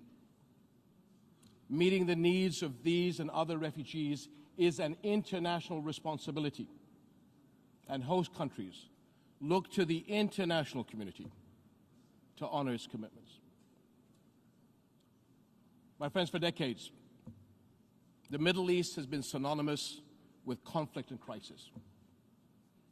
But we are hopeful that a newfound spirit of collaboration can and make our region an exemplar of resilience and integration. Though politics may sometimes fail our world, one absolute remains: always put people first. To keep hope alive for all peoples means rising above politics to ensure every individual's prosperity. Such efforts will be fruitless if they are exclusionary. Inclusion of the Palestinian people in regional economic projects should be an integral part of our efforts. In the Palestinian-Israeli conflict, peace continues to be elusive. Neither war nor diplomacy has held the answer to this historic tragedy. It is the people themselves, not politics and politicians, who will have to come together and push their leaders to resolve this. What would our world look like now if the conflict had been settled long ago? If walls had never gone up and people had been allowed to build bridges of cooperation instead? What if extremists had never been able to exploit the injustices of occupation? How many generations of youth could have grown up in the optimism of peace and progress? As we continue our efforts to achieve peace, we must not abandon refugees. This year, the General Assembly will vote on renewing UNRWA's mandate. The international community should send a strong message of support for the rights of Palestinian refugees, ensuring that Palestinian refugee children have schools to go to and access to appropriate medical care. My dear friends, a founding UN principle is the right to self-determination for all peoples. The Palestinian people, with their resilient national identity, cannot be denied this right. And the road forward is the two-state solution, in accordance with UN resolutions, a sovereign, viable, and independent Palestinian state on the 4th of June 1967 lines, with East Jerusalem as its capital, living side by side with Israel in peace and security and prosperity. Today, the future of Jerusalem is an urgent concern. The city is holy to billions of Muslims, Christians, and Jews around the world. Undermining Jerusalem's legal and historical status quo triggers global tensions and deepens religious divides. The holy city must not be a place for hatred and division. As custodians of Jerusalem's Muslim and Christian holy sites, we are committed to protecting their historical and legal status quo and to their safety and future. And as a Muslim leader, let me say clearly that we are committed to defending the rights, the precious heritage, and the historic identity of the Christian people of our region.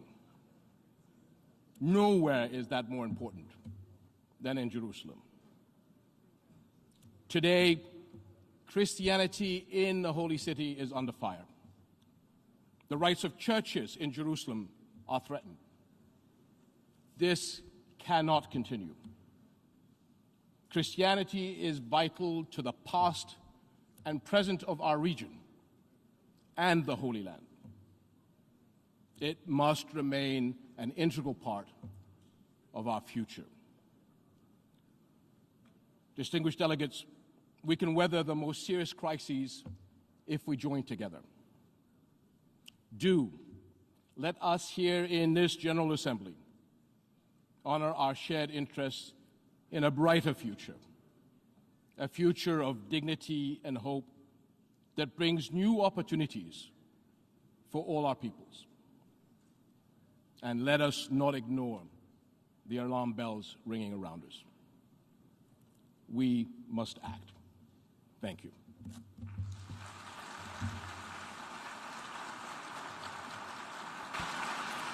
On behalf of the Assembly, I wish to thank the King of the Hashemite Kingdom of Jordan for the statement just made, and I request protocol to escort His Majesty. The Assembly will now hear an address by His Excellency Gustavo Petro Urrego, President of the Republic of Colombia. I request protocol to escort His Excellency. On behalf of the General Assembly, I have the honor to welcome His Excellency Gustavo Petro Urrego, President of the Republic of Colombia, and to invite him to address the Assembly. Presidente de la Asamblea General de la Organización de Naciones Distinguished Unidas, President of the General Assembly of the United Nations, Secretario Chavo General de la Organización Secretary de las General Naciones of the United Unidas, Nations, Antonio Guterres, excelentísimos señores, jefes de Your Estado y Excellencies, jefes heads of de state misiones acreditados and ante la heads versión of número 77 de la accredited Asamblea General de las missions Naciones to the Unidas, 77th Vicesecretaria General de la session Organización of the de las General Naciones Assembly, Unidas, Deputy Secretary Amina General of the United Mohammed. Nations, Amina A Mohammed, todas y todos. to all of you. Vengo de uno de los tres I países come más from the bellos de la three Tierra. most beautiful Allí countries hay on una earth. explosión de vida. There is an explosion Miles of de life especies there. multicolores Thousands en of los mares, multicolored species en in the los seas, en las in the tierras. skies, on Vengo land.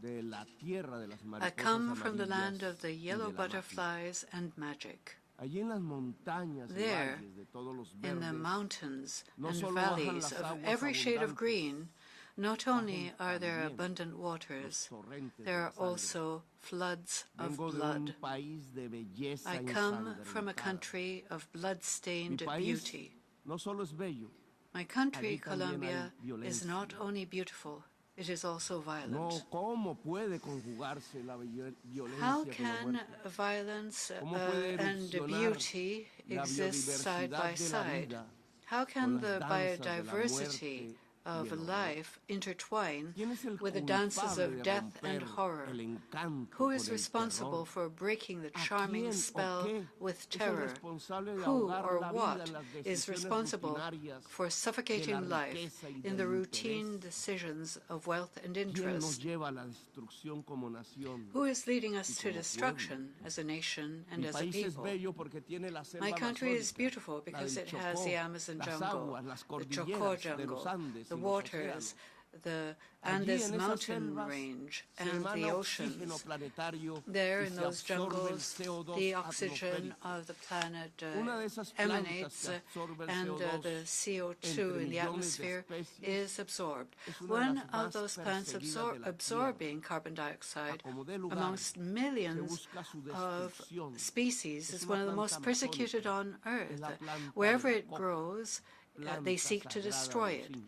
It's a plant of the Amazon, the coca plant, Como en un cruce a de plant caminos sacred to the paradójicos, Incas. la selva que se As if intenta salvar at a es al mismo paradoxical tiempo crossroads, destruida. the jungle Para we destruir la we planta try de to coca, save arrojan is being veneno, destroyed at the same time. glifosato en masa, To que corre destroy por las coca, aguas, they spread poison, detienen a los glyphosate, cultivadores y los massive encarcelan. amounts that runs in the Por waters. destruir They o arrest poseer those la who hoja de la cultivate coca, coca and mueren imprison 1 them. millón de latinoamericanos To asesinados destroy y or encarcelan to a 2 have millones de possession afros of en coca América del plants, Norte. 1 million Destruir Latin la Americans planta que die, mata, gritan and desde el norte. 2 Destruirla. million Pero la planta African no es sino una Americans planta. are imprisoned in North America. Más de las Destroy the killer plant is a cry from the north, but the plant is just one among many of the millions that perish when fire breaks out in the jungle. Destroying the jungle, destroying the Amazon has become the catchword which states and business people follow. They ignore the call of scientists who baptize the jungle as one of the major climate pillars. For power relations in the world, the jungle and its inhabitants are those responsible for the plague that afflicts them. The relations of power are plagued by the addiction to money, to perpetuate themselves, addiction to oil, to cocaine, and harder drugs that can serve to anesthetize them. There is nothing more hypocritical than the discourse of saving the jungle. The jungle is burning, distinguished delegates, while you make war and play with it. The jungle, the climate pillar of the world, is disappearing along with all of its life. The enormous sponge absorbing planetary carbon dioxide is evaporating.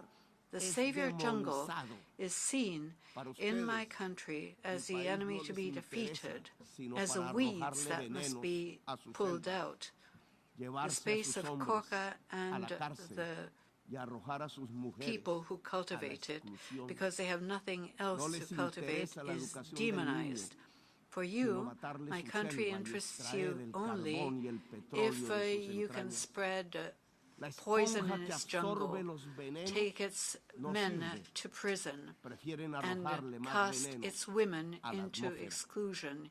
You are not interested in the education of children, but rather in killing their jungle, extracting the carbon and the oil from it. The sponge that absorbs poison is useless. You prefer to spread more poison into the atmosphere. We serve to excuse the gaps and the spaces in our own society, in your own societies, which lead you to live in the bubble of drugs. We conceal your problems, which you refuse to reform. It is better to declare war on the jungle, on its plants, on its people. While you let the jungle burn, while hypocrites obliterate plants with poison to hide the disasters in their own society, we are called for more and more carbon, more and more oil, to console the other addiction, the addiction of consumption, of power, of money. What is more harmful to humanity, cocaine, carbon dioxide, or oil? The will of power has ordered that cocaine as a poison must be persecuted, even though it even causes a minimum of overdoses and more because of the mixtures which lead to its being trafficked. But on the other hand, carbon and oil must be protected, even though their use can lead humanity to extinction. This is the way world power works, with injustice, with irrationality, because world power has become irrational. This power sees in the exuberance of the jungle, in its vitality, a sign of lust and sinfulness, the sinful origin of the sadness of its societies, imbued with the unlimited compulsion to have and to consume. How can we hide the loneliness of people's hearts, the drought in the midst of loveless societies which compete to the degree of imprisoning souls in loneliness? We conceal this by blaming the plant, the people who cultivate it, the secret freedom of the jungle. According to the irrational power of the world, the fault is not in the market. The fault is in the jungle and those who live there. Bank accounts have become unlimited. The money of the powerful cannot be spent even over centuries. The sadness of the existence that produces this artificial call to competition is filled with noise and drugs. The addiction to money and to having things has another face. A drug addiction in people who lose the competition, the losers of the artificial race, which has transformed humanity. The sickness of society will not be cured by spreading glyphosate in the jungle. The jungle is not responsible. Society, educated towards endless consumption, stupid confusion between consumption and happiness, is what makes it possible for the pockets of the rich to be filled.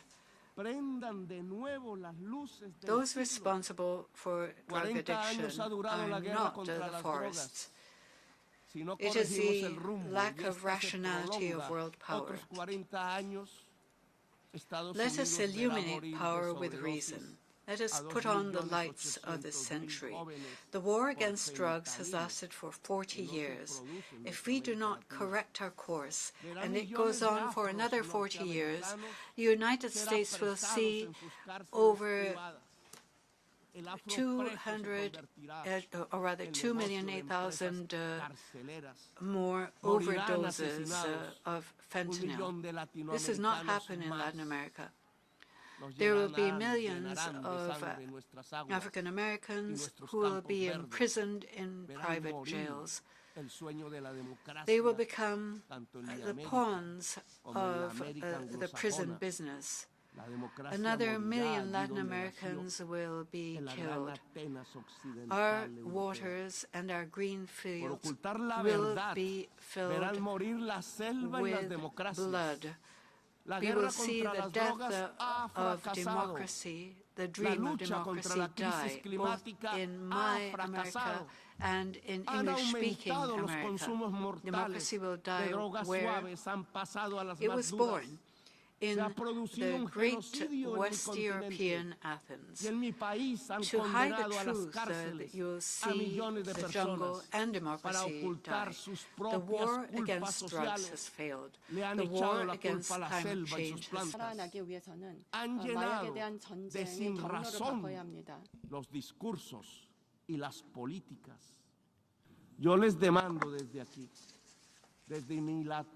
From soft drugs, we moved to hard drugs. There's been a genocide in my continent and in my country. It has led millions of people to prison to hide their own social flaws. They have blamed the jungle and its plants. They have filled discourse and politics with irrationality. I call here from my wounded Latin America to an end to the irrational war against drugs. Decreasing drug consumption does not need wars. It needs for all of us to build a better society with more solidarity, with more affection, where the intensity of life will save people from addiction and new slavery. Do you want fewer drugs? Think of fewer profits and more love. Think of a rational exercise of power. Do not affect the beauty of my country with your poison. Help us without hypocrisy to save the Amazon jungle, to save the life of humanity on Earth. You brought together the scientists, and they spoke reasonably. With mathematics and climate models, they said that the end of the human species was upon us, that the time left to us is not even millennia, not even centuries. Science sounded the alarm, and we stopped listening. The war served as an excuse to not take the necessary measures. When action was most needed, when discourse was no longer useful, when it was indispensable to put the money in the funds to save humanity, when we had to draw away from coal and oil as quickly as possible, they invented one war after another. They invaded Ukraine, but also Iraq, Libya, Syria. They invaded in the name of oil and gas. In the 21st century, they discovered the worst of their addictions, the addiction to money and to oil. Wars have served as an excuse to not counter climate change. Wars have shown them how dependent they are on what will put an end to the human race. If you observe that the peoples of the world suffer from hunger and thirst and emigrate in their millions towards the north where the water is, then you imprison them, you build walls, you use machine guns, you shoot at them, you expel them as if they were not human beings. You multiply it by 5, the mentality of those who created the policies of gas chambers and concentration camps. You're reproducing 1933 at a planetary scale, the great triumph of the war on reason. Do you not see that the solution to the major exodus triggered towards your countries is going back to water in the rivers and fields full of nutrients? The climate disaster is full of viruses which are working to overcome us, but you are turning even medicine into business and vaccines into merchandise. You propose that the market will save us from what the market itself has created. Humanity's Frankenstein is allowing the market to act, and the wish for profit to reign unplanned, giving up our hearts and minds to it. Human rationality is brought to its knees by avarice. Why are we looking at wars if what we need to do is save humanity?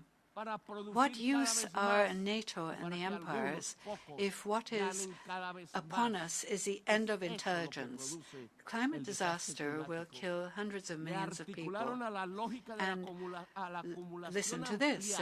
It is not produced by the planet. It is produced by capital. The cause of climate disaster is capital. The logic of relating ourselves to consume more and more, to produce more and more, and for some to earn more and more money, produces a climate disaster. It is articulated with the logic of amplified accumulation. The energy drivers of coal and oil triggered the hurricane. The change in the atmosphere is increasing the deep and potentially mortal. From the lands of the jungle and beauty, where they decided to make a plant of the Amazon an enemy, extraditing and jailing those who cultivate it, I call on you to put an end to war and put an end to climate disaster. Here in the Amazon jungle is a failure of humanity. From the bonfires burning, after their poisoning, there is a wholesale failure, a wholesale failure of human civilization. Behind the addiction to cocaine and other drugs, behind the addiction to oil and coal is a true addiction of this phase of human history, the addiction to irrational power, to profit and to money. This is the enormous fatal machinery that can extinguish humanity. As the president of one of the most beautiful countries on earth, one of the most bloodstained and violent, I propose that we put an end to the war on drugs and make it possible for our people to live in peace. I call on all of Latin America to join us in this purpose. I call the voice of Latin America to be united to defeat the irrational world that is killing us. I call on you to save the Amazon jungle with the resources that can be devoted to life throughout the world. If you do not have the ability to finance the fund to revitalize the jungle, if it is more important to devote money to weapons than to life, then let's reduce external debt to release our own state budgets so we can carry out the task of saving humanity and life on the planet. We can do it if you don't want to. All we have to do is exchange debt for life, debt for nature. I propose this and I call from Latin America to do this. Let us dialogue to put an end to war. Do not put pressure on us to go to war. It is time for peace. Let the Slavic people talk to each other. Let peoples of the world talk to each other. War is only a trap which draws us closer to the time to the end of time in the great orgy of irrationality. From Latin America, we call on Ukraine and Russia to make peace. Only in peace can we save life on this earth. There is no peace without social, economic, and environmental justice. We are at war with the planet too. Without peace with the planet, there will be no peace between nations. With no social justice, there is no social peace. Thank you for your kind attention. On behalf of the Assembly, I wish to thank the President of the Republic of Colombia for the statement just made, and I request protocol to escort His Excellency.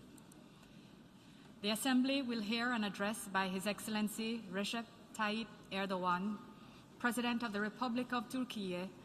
I request protocol to escort His Excellency.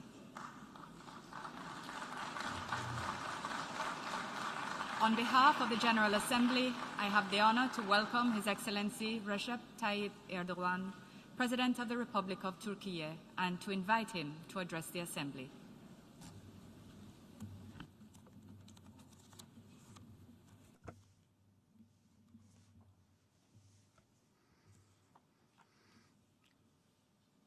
Sayın Başkan, değerli devlet ve hükümet başkanları, Mr. Chairman, distinguished heads of states and governments, distinguished Secretary General, distinguished delegates, I would like to wholeheartedly salute you all on behalf of myself and on behalf of my nation. I hope and pray that the 77th General Assembly of the United Nations will yield the most auspicious results for our countries and for the entire human race. I also would like to congratulate Mr. Gustavo for having assumed the chairmanship of the General Assembly. And the theme of the General Assembly, which is turning point for transformative solutions to intertwined challenges, appears to be very accurate. This is the time when we are holding this meeting at the exact time when we're trying to sort out many challenges on a global scale. One of the biggest lessons we had learned out of the pandemic was to establish international solidarity in the resolution of global threats.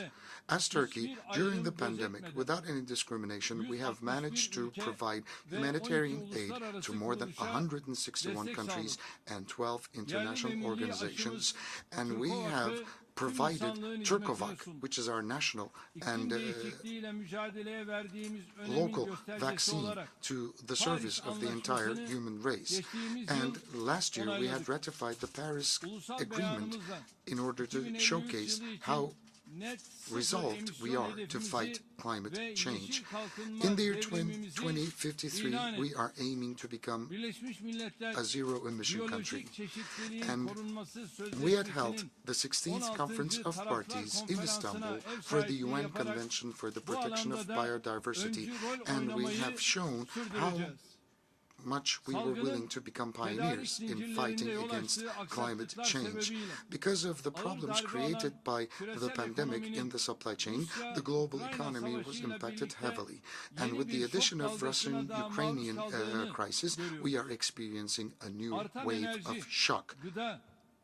The prices for energy, the food, and raw material is increasing, thus creating an enormous pressure of inflation, and it is having a significant ramification upon the global economies and social welfare.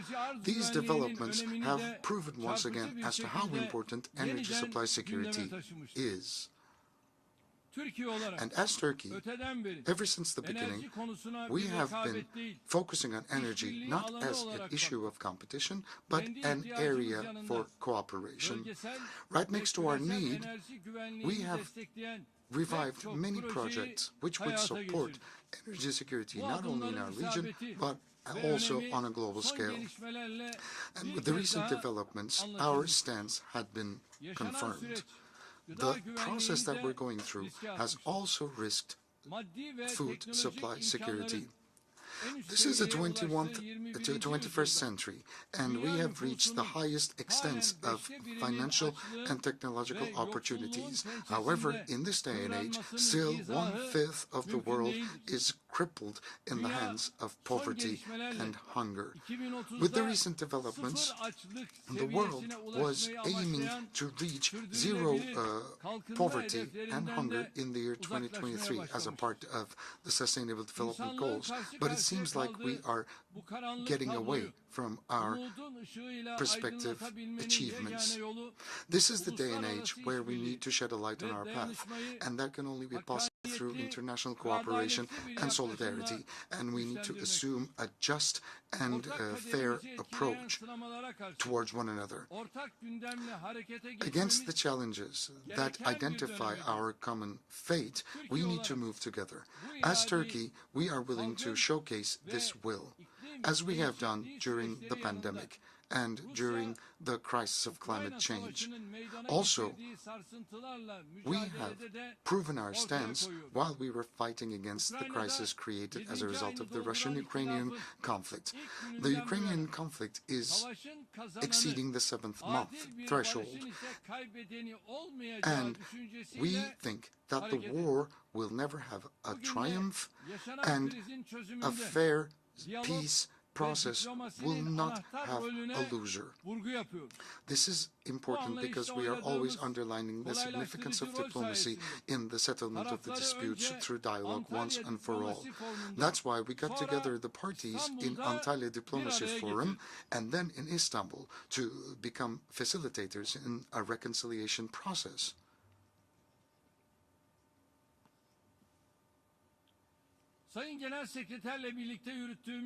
As a result of the heavy efforts that we had invested together with the Secretary General, we've managed to export Ukrainian grain through the Black Sea, finding its way to the rest of the global markets. Istanbul Convention that allowed this export is still very much vital, and the exports are gaining momentum as time goes by. This is a critical agreement that was undertaken jointly with the United Nations, and this is one of the greatest accomplishments of the United Nations in the recent decades. And I think The international community revived its confidence in the United Nations as a result of Istanbul Convention, because Istanbul Convention proves once again that negotiations can yield results, especially in issues which are vital to all the parties involved. And the similar approach has been assumed by us when it comes to the Zaporizhzhia nuclear power plant that is threatening the security of the entire globe. The conflict is escalating, and we are investing tremendous efforts in order to ensure that the war will be finalized by protecting the territorial integrity and the sovereignty of Ukraine once and for all. And we would like to launch an appeal to all the international organizations and the countries of the world to support peaceful initiatives of Turkey to settle this dispute once and for all. We need a dignified way out of this crisis, and that can only be possible through a diplomatic solution which is rational, which is fair, and which is applicable. And on the other hand, all these disasters affecting millions of people have shown once again that the United Nations will have to be much more effective, much more influential, and that the United Nations has a responsibility to invest more efforts in the solution of the problems on a global scale. The United Nations will have to be much more inclusive and be capable of creating certain solutions for a more fair world. And the United Nations have to become an international organization where a common will of the entire human race can be put forward. Especially the Security Council has to be more effective, more democratic, more transparent, and more accountable. It has to be more functional, and it is going to be for the entire human race in its search for peace, justice, and welfare. This is going to be a turning point for us all, and in order to remember our common responsibility, we have been stating the fact that the world is greater than 5, and that a fairer world is still possible. These are the remarks that we've been repeating in every platform, in every chance that we got. We are committed, and we are driven in our fight. And we expect the entire world to support us. And that's what I would like to call out to you once again.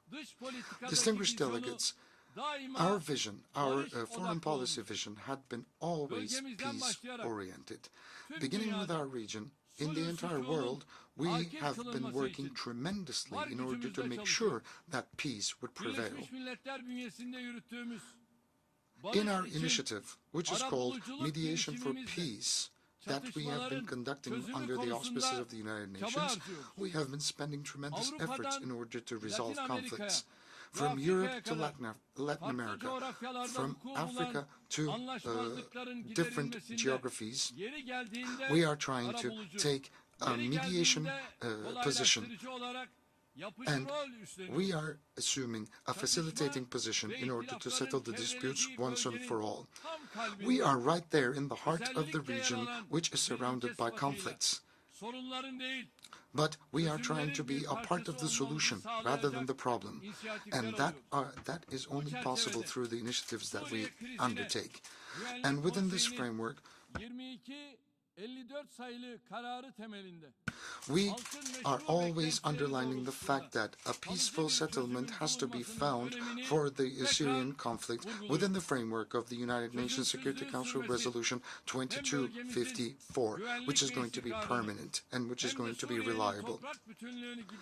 I think if the conflict would be sustained, it would threaten the territorial integrity of Syria and the security and the welfare of our region. Right now, 4 million civilians of Syrian descent have been hosted in our country.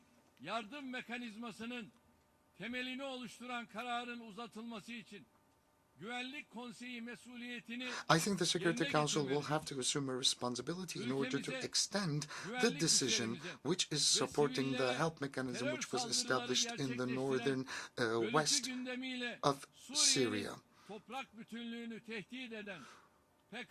We are fighting against terrorist organizations such as PKK and its offsprings, which are imposing a great and a clear threat upon our Turkey and our security forces. This terrorist organization is changing its name on a continuous basis, and it's trying to legitimize itself. And we have to call out to the global forces to stop weaponizing these terrorist organizations and to stop making the same mistakes of the past. We are powerful enough to take all the measures against terrorism, and that is an information that I need to remind you of once again.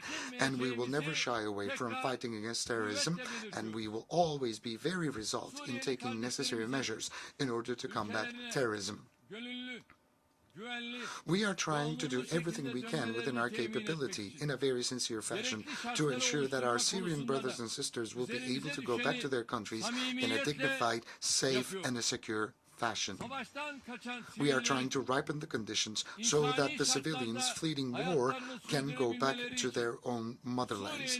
And in order for them to lead a dignified life, we are building 100,000 briquette homes in several parts of Syria so that they can seek refuge there. A vast majority of these 100,000 brick homes have already been completed, and they have been handed over to their owners. And we have started our preparations in order to build an additional 200,000 housing units so that 1 million Syrians will be able to go back to their homelands. In secure zones, in safe zones, in a total of 13 different centers, and in rural areas, these projects will be completed, and we need the international support in order for that to be possible. Within this project, we need everybody to show serious and a committed solidarity and commitment. The irregular migration, the refugee crisis, is not to be solved through leaving them to demise, through building walls on the borders, and through collecting them in refugee camps.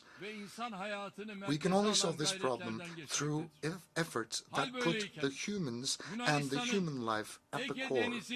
When that is the situation, we can clearly see that the Greeks are becoming much more tyrant towards the refugees around the Aegean Sea and the Eastern Mediterranean.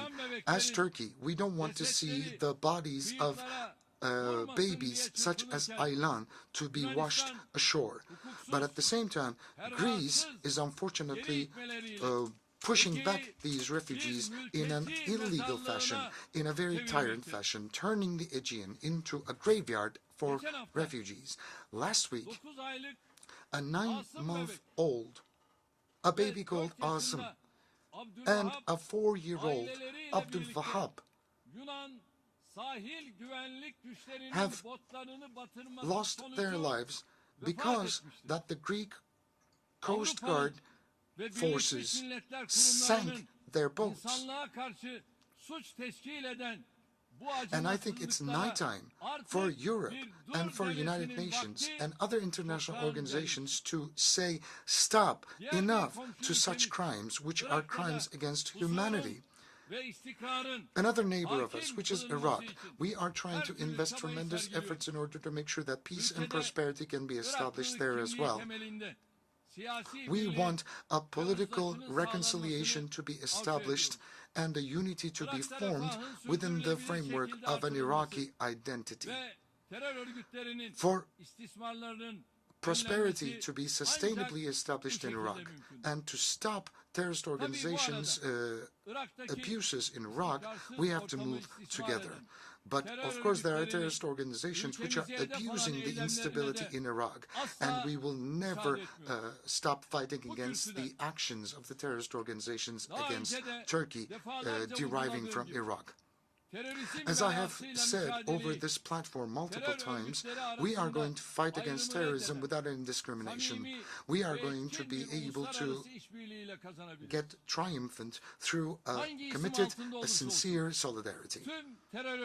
Regardless of their names, we are going to fight back terrorism in all forms and in all shapes. And we want our allies, we want our friends to provide us with the solidarity and the commitment that we need.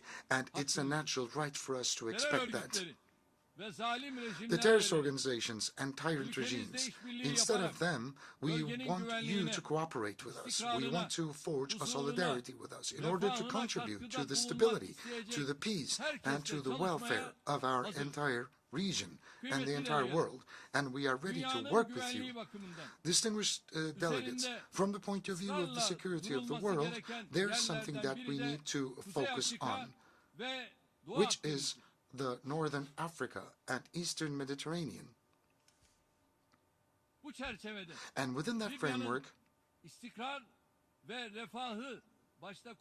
it is critical to establish stability and welfare in Libya, not only for the world, but also for the entire region. And as Turkey, we are very supportive of the efforts of the United Nations in that direction. We want to protect the sovereignty of the Libyan people, the unity, the integrity, making sure that they reach the much desired level of prosperity. A fair and prevalent election period will have to be conducted in Libya, and a strong government will have to be established there, gaining legitimacy from the will of the people. And this is something that we all have to contribute to. For a prevalent peace and prosperity in the Middle Eastern geography, we need to finalize the Israeli-Palestinian conflict once and for all through the establishment of a two-state solution. This is something that we strongly support. We have to preserve the historical and cultural identity of Jerusalem, and we have to respect Harem-i Sharif. And we have to stop the illegal settlements in the occupied regions through establishing a security for the lives and the commodities of the Palestinians. We have to establish a permanent and a fair solution for the region, with Eastern Jerusalem becoming a capital, and through establishing a free and sovereign Palestinian state. There are no other solutions whatsoever than this. This is going to be for the best interests of the world, for the Palestinian people, for the Israeli people, and for the region. And we are going to contribute our efforts in order for that to be possible. And it is our international community's responsibility to help the Palestinian Refugee Assistance Agency of the United Nations to have an increased financial capacity. At the same time, we are closely concerned about the problems deriving from Iran. We have always supported the JPAC. We need diplomacy and dialogue in order to settle the disputes about the nuclear program of Iran once and for all, and we want solutions to be created once and for all.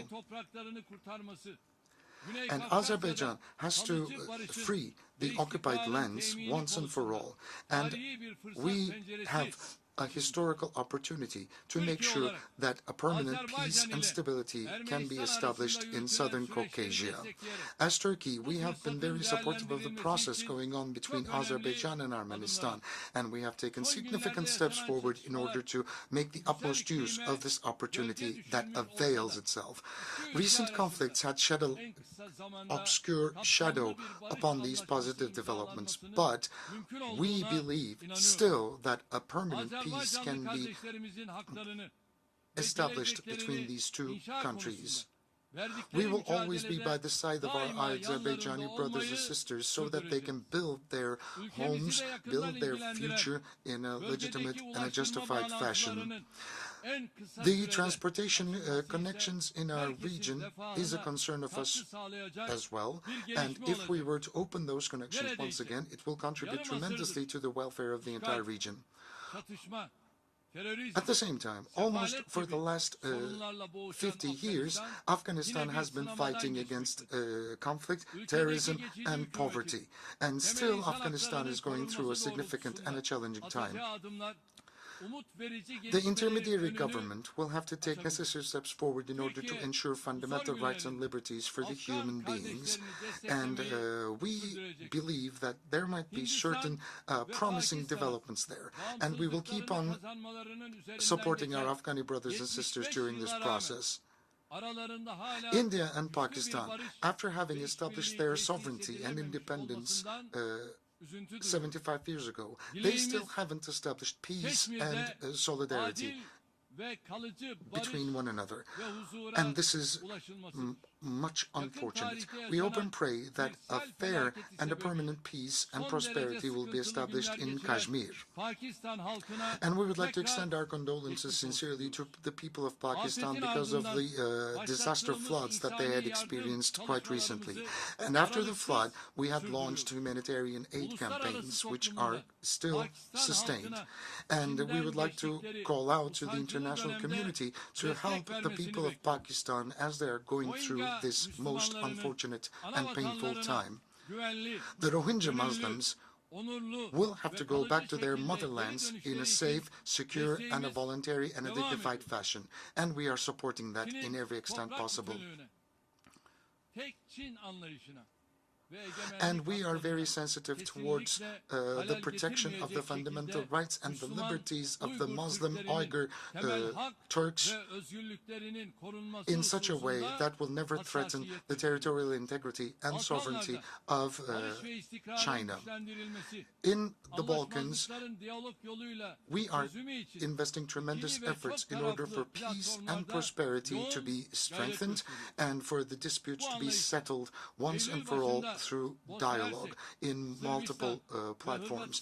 And at the beginning of September, we had launched an official visit, including to Bosnia-Herzegovina, Serbia, and Croatia.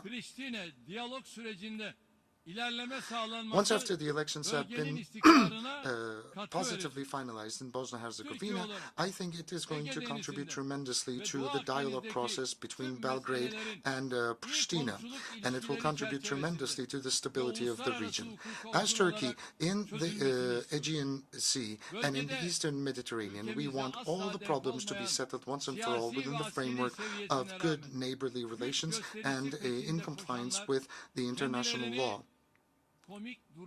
I think those countries who are going after adventures in our region are making themselves feel funny, which are no equivalent to us at all. In the Eastern Mediterranean, peace and stability depends on respecting the rights of all the parties involved. We expect Greece to leave escalation and provocation policies to one side and respond to our calls for cooperation and solidarity. We believe that the Eastern Mediterranean Conference that we had recommended previously will serve this very purpose. Our interlocutors, unfortunately, had never taken a positive step forward in order to respond to this call, and it clearly states who supports provocation and conflict and who supports peace and stability. We will always defend our rights in the Aegean and Eastern Mediterranean at the farthest extent, and we will never yield to the escalation strategies led by other countries.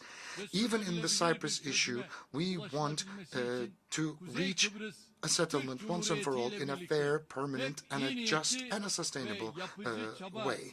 And we have always been working together with the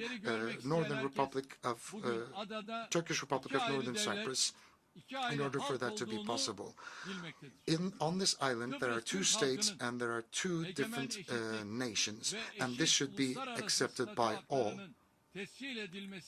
It is the key for a solution of the problems in the island of Cyprus to accept that the Turkish Cypriots have equal and sovereign rights and that their international statuses to be accepted.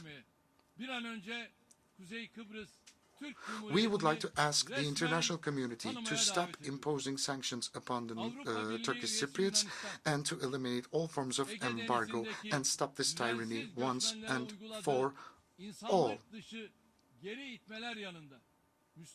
Greece is a member of the European Union, and they are pushing back the refugees in the Aegean Sea in a very inhumane fashion, and they are also imposing certain policies upon the Turkish minorities which are of Muslim descent, neglecting all their legal responsibilities. So what we want to see is to see Greece finalizing these efforts and ask the European Union to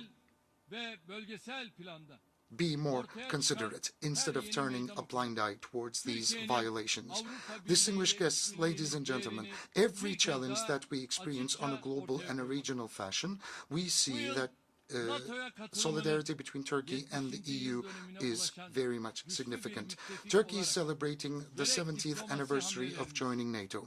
We are a very strong ally of NATO. We have diplomatic initiatives and we have military capabilities that are contributing to the security of the Europe and the Atlantic.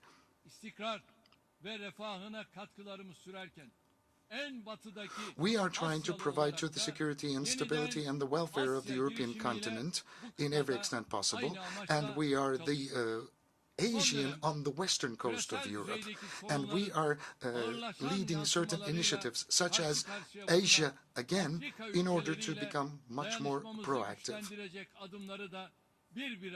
We are trying to establish closer contacts and solidarity with the African countries as a result of the recent global initiatives that we have taken up. Within that framework, between 16th and 18th of December 2021, with the large participation of our African friends, we have managed to hold the third Turkey and Africa Partnership Summit in Istanbul.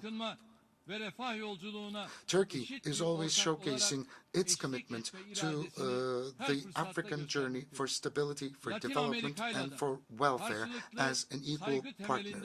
And our cooperation with Latin America is getting stronger based on mutual respect.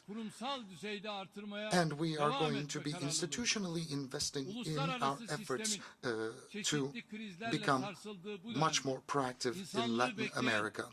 We are being shaken by several challenges that we encounter, and we believe that the biggest threat we have at hand is the loss of will to coexist together, and that's something that I would like to underline.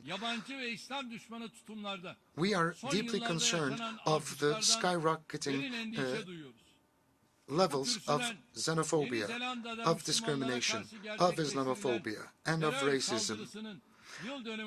And we had launched an appeal over this platform to call that March 15th will be called a day for Fight Against Islamophobia Day as a result of the attack that took place against the Muslims in New Zealand.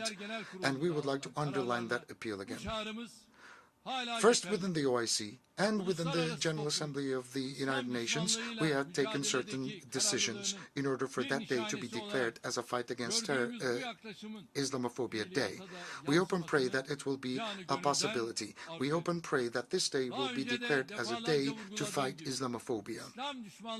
As I have previously stated, Islamophobia is equal to anti-Semitism, and it is a crime against humanity. And with these thoughts, I hope and pray that the 77th of the General Assembly of the United Nations will be able to accomplish the targets which will respond to the expectations and the aspirations of the entire human race. I hope and pray that you will stay in health and stay in peace. I would like to salute you all with love and respect on behalf of my personal self and on behalf of my nation. Thank you.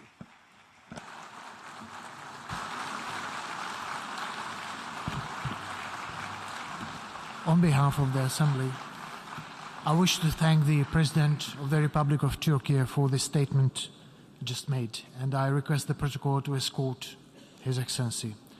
Before proceeding, may I kindly ask delegations to remember that the time limits allotted for a national intervention is 15 minutes. Delegations will be highly appreciated to stick to these time limits.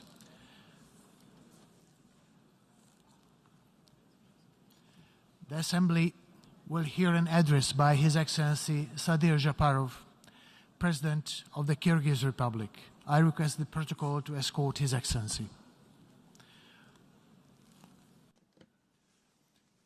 On behalf of the Assembly, I wish to thank the President and have the honor to welcome His Excellency Sadir Japarov, President of the Kyrgyz Republic, and to invite him to address the Assembly. Dear Mr. President, distinguished heads of delegations, dear Secretary General,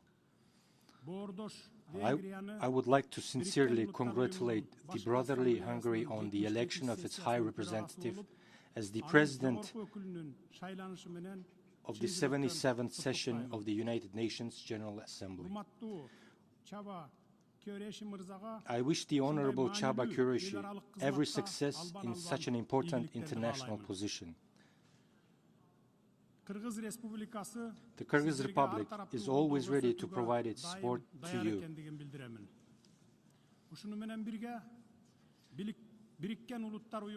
At the same time, I would like to thank Mr. Abdullah Shahid, the President of the previous session of the UN General Assembly, for his hard work during the difficult times for the world community, as well as for supporting the international initiatives of our country.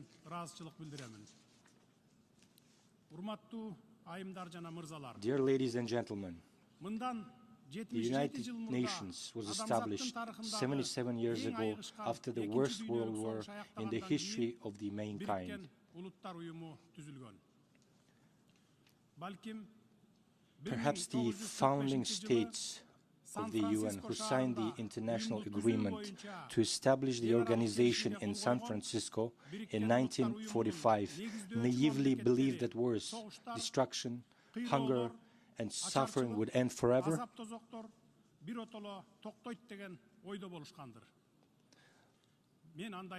I don't think so. Success can always be achieved if there is a mutual understanding that disputes and disagreements must be resolved in a spirit of good faith and compromise. In the history of UN, there have been many important victories and successes. Although conflicts occur with varying degrees of severity in different regions of the world, the UN has played an important unifying role as a moral authority in maintaining peace and security and providing for people's needs and wants.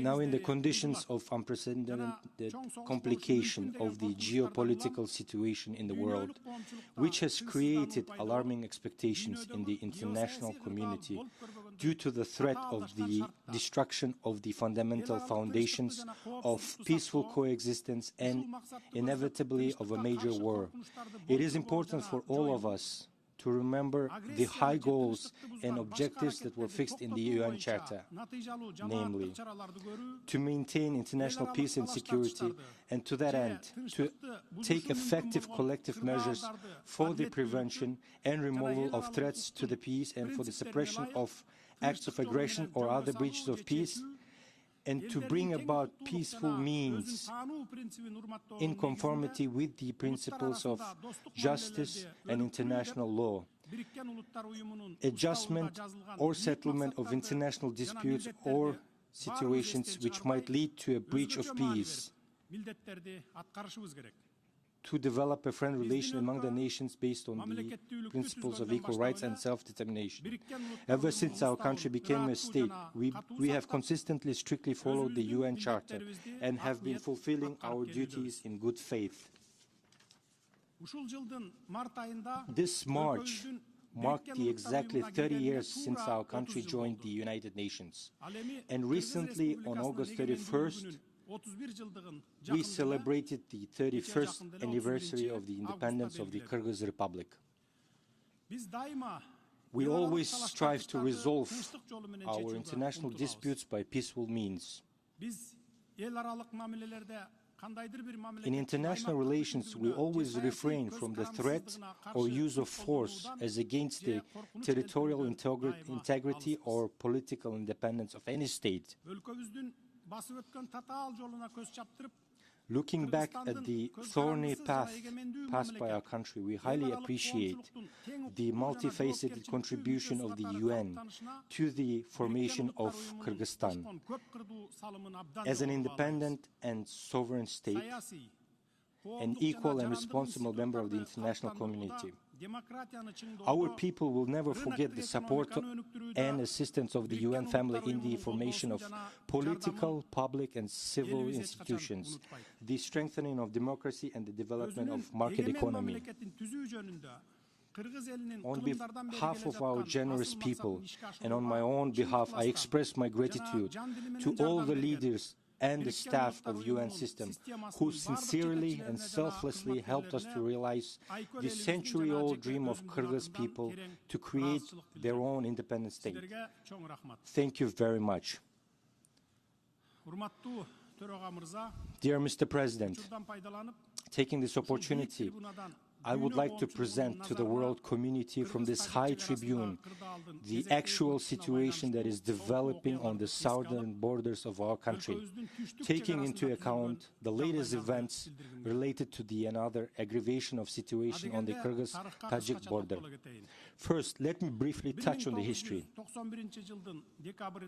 The collapse of the Soviet Union in December 1991 paved the way for territorial disputes and border problems.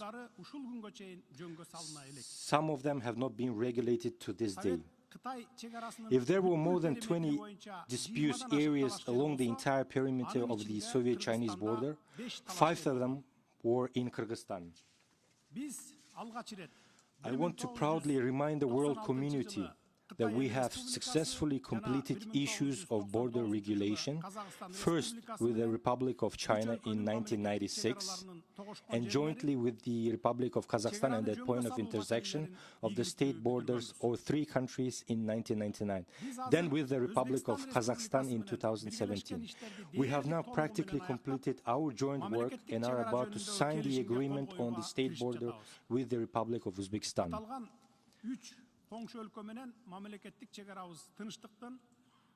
I am pleased to note that the state borders with these 3 neighboring countries have become the borders of peace, good neighborliness, friendship, and mutually beneficial cooperation. With regard to relations with the Republic of Tajikistan, I would like to note the following. Our 2 close neighboring peoples have been living side by side for a long time. We are united by common values, culture, traditions, and customs. We share the same faith. Our people are intertwined by family ties. Our legendary father Manaz was married to a Tajik princess Khanakei. I would like to remind also legally the collapse of Soviet Union occurred in December 21st, 1991 in the city of Almaty of the Republic of Kazakhstan, when the heads of 11 newly independent states adopted the Almaty Declaration on the creation of Commonwealth of Independent States. The declaration stated that independent states recognize and respect each other's territorial integrity and the inviolability of existing borders.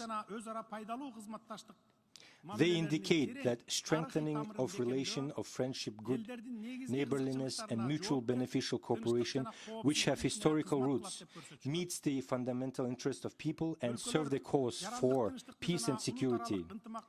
It is written that the countries sense their responsibility to maintain civil peace and international harmony.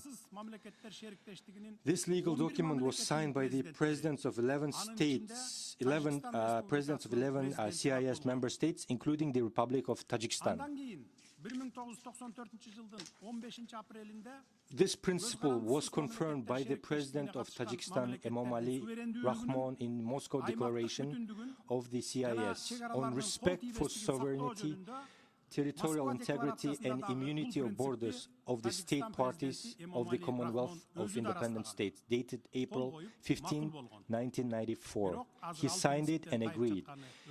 It is a pity that he is deviating from this principle now. He made his first official visit to the Kyrgyz Republic in 1998 after the end of the bloody civil war in Tajikistan. Later, two bilateral interstate agreements were concluded between the Kyrgyz Republic and the Republic of Tajikistan. The Agreement on Basic Interstate Relations of July 12, 1996, and the Agreement on Good Neighborly and Partnership Relations of May 26, 2004. I want to note that both agreements were signed in Dushanbe. Dear Mr. President, from the very beginning of work on settlement of border issues between our two states, the Kyrgyz side has always acted in full compliance with its international obligations, including bilateral ones, conducted negotiations in a constructive manner, offering mutually beneficial compromise. I would like to note that in April 2021, the armed forces of Tajikistan launched an unjustified and provoked large-scale aggression against the territory of the Kyrgyz Republic, killing 36 citizens and causing serious material damage. Although my decision to meet the President of the Republic of Tajikistan in Dushanbe was heavily criticized by the Kyrgyz people, who demanded that I meet in a natural location. Nonetheless, I flew to Dushanbe and met with Mr. President Rahmon in June last year to try and find a mutually beneficial solutions to the border issues. For the sake of my people, I am ready to spend not only 10 hours on negotiations as on that day, but to spend as much time as possible to solve this issue once and for all. Of course, whatever the solution, it should be mutually beneficial. It is all more painful for me to report that on September 14th, 15th, and 16th of this year, large-scale clashes took place in the south of Kyrgyzstan. Despite all previous negotiations agreements, the Tajik side with ill intention attacked the border and civilian objects along the entire perimeter of the Kyrgyz-Tajik state borders. About 140,000 of our civilians have been evacuated from the border settlements. They are now being provided with necessary assistance. In this regard, I would like to express my sincere gratitude to the UN system, our friends and partners for their solidarity and support. Great material damage was caused to civilian and military facilities, houses, administrative buildings, schools, frontier posts. Be what may, any material damage can be restored. However, you cannot return the lives of our citizens who were fired upon and brave defenders who died fighting for their homeland and sacrificed their lives. We will never forget the bravery of our courageous soldiers. We are deeply saddened by the unjustified armed aggressions by Tajikistan, even though there are international agreements and obligations that have been established between our countries. Pacta sunt servanda, Latin for agreements must be kept, as the saying goes. We are ready to continue the negotiation process in any format with our Tajik neighbors through civilized and legal ways. Taking into account that our trust has been weakened by the recent lawless actions of our neighbor, we are ready to continue negotiations and welcome mediation efforts by the international organizations, including the UN, the Organization for Security and Cooperation in Europe, and the Collective Security Treaty Organization. We have documented evidence of the previous years and yesterday's illegal and ill-intentioned actions of the Tajik side. We are never the first one to start and never will. We always try to avoid using weapons and even more so never shoot at unarmed civilians. We are always forced to respond accordingly and adequately to the aggression of the Tajik side. In this regard, I would like to emphasize the following. The Kyrgyz side does not claim foreign lands, nor does it intend to give a centimeter of its land to anyone. We are convinced that all border and internal issues should be resolved over the negotiation table, and there is such will and readiness on our part. The most important issue today is the adoption of urgent measures to ensure security and stability in the border areas, stop any actions aimed at increasing tensions among the local population, and strengthen the trust between our two states. We are always ready for negotiations and clarification of our borders. Dear Mr. President, regarding the general UN issues, I would like to note the following. This year, as half of the implementation period of the UN Sustainable Development Goals until 2030 has passed, and we can now objectively look at the real situation we have at hand. The adoption of the SDGs in 2015 under the motto "Leave no one behind" was a bright example of the constructive negotiation capacity of the world community in the interests of all of us and subsequent generations. Meanwhile, it has already become obvious that due to objective circumstances, including due to the coronavirus pandemic, the implementation of the Sustainable Development Goals in developing countries, including our country, has slowed down. And without adequate international funding, many of them may not even achieve the critical indicators of the SDGs. On my part, I want to confirm the firm commitment of the Kyrgyz Republic to the SDGs and their gradual implementation, taking into account the national capacity. I believe that our country's own potential should be the main source and engine for sustainable development. For this purpose, our efforts are aimed at achieving an accelerated and qualitative growth of the economy, including through mutually beneficial regional and international trade and investment cooperation.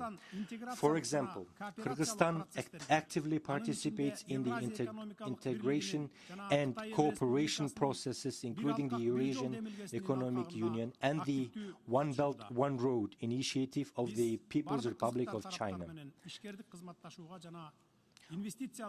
On my part, I want to confirm the firm commitment of the Kyrgyz Republic to the SDGs and their gradual implementation, taking into account national capacity. I believe that our country's own potential should be the main source and engine of sustainable development. For the purpose, achieving an accelerated, for example, Kyrgyzstan,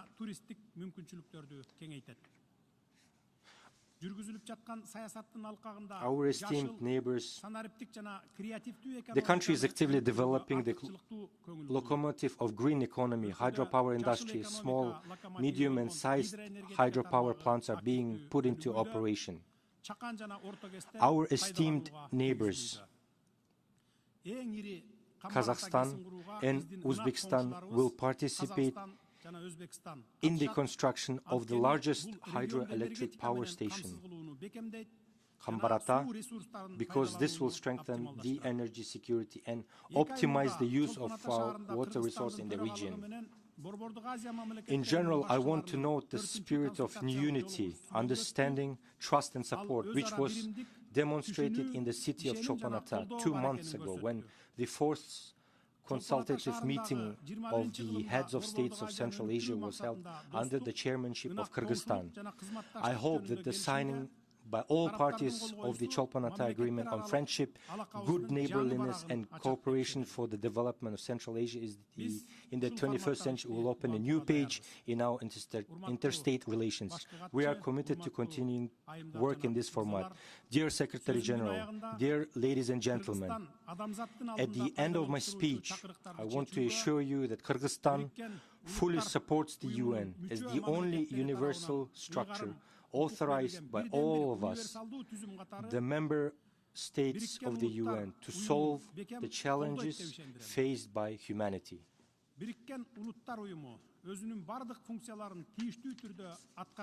I hope that UN will continue to properly perform all its functions and assist member states in overcoming challenges and solving urgent global problems. I urge all member states to provide unconditional political support and solidarity to the organization in this difficult international time. Dear Mr. President, dear ladies and gentlemen, thank you for your attention. On behalf of the Assembly, I wish to thank the President of the Kyrgyz Republic for the statement just made, and I request the protocol to escort His Excellency. The Assembly will hear an address by His Excellency Kassym-Jomart Tokayev, President of the Republic of Kazakhstan. I request the protocol to escort His Excellency.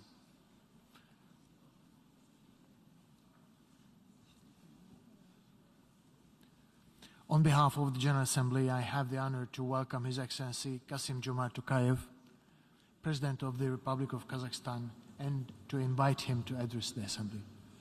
Mr. President, Mr. Secretary General, Excellencies, first of all, I congratulate Mr. Qureshi on his election as President of the 77th session of the General Assembly. We meet here at UN headquarters at a critical time for humanity. The world of today appears to have entered a new, increasingly bitter period of geopolitical confrontation. The long-standing international system based on order and responsibility is giving way to a new, more chaotic and unpredictable one.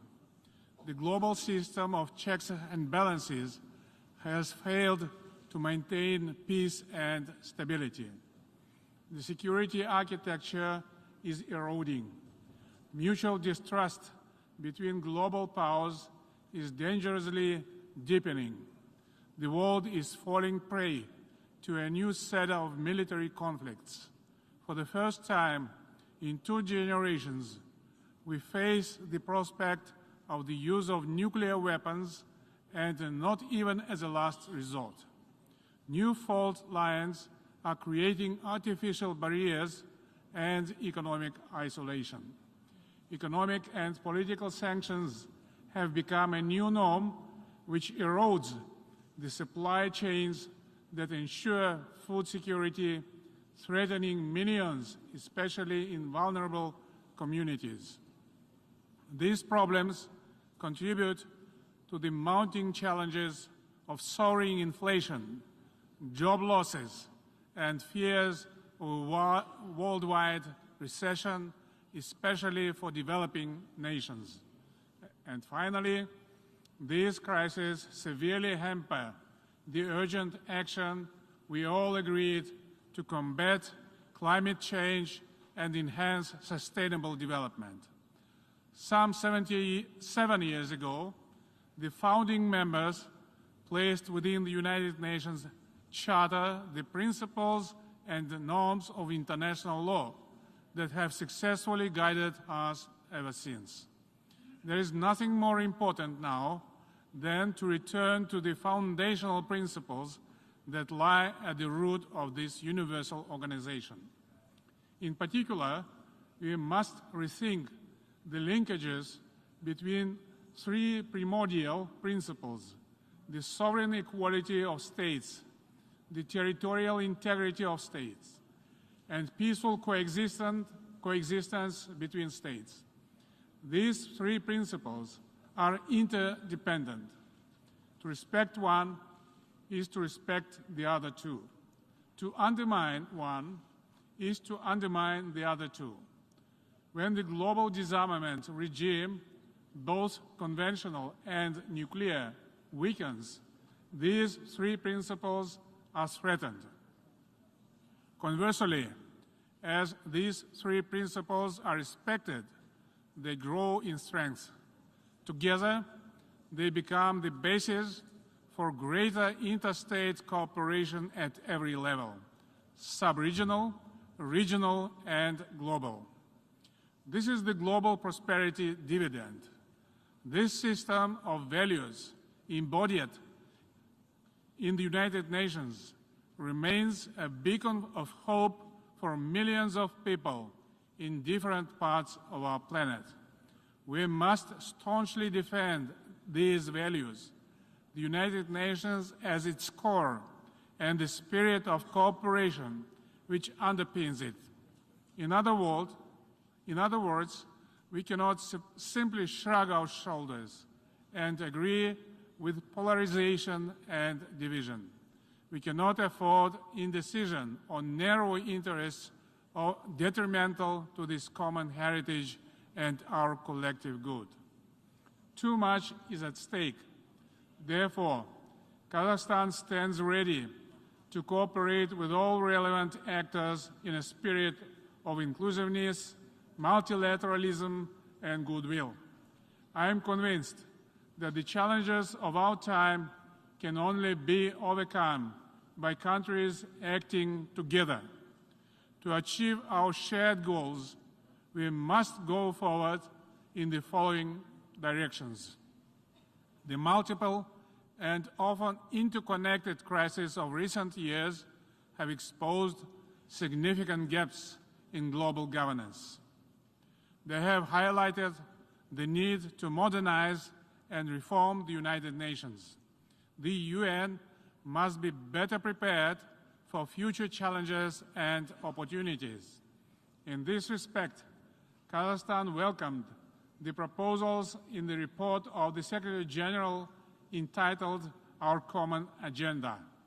This is an important opportunity to reaffirm the Charter of the United Nations, reinvigorate multilateralism, boost implementation of existing commitments, agree on concrete solutions to new challenges, and restore trust among member states.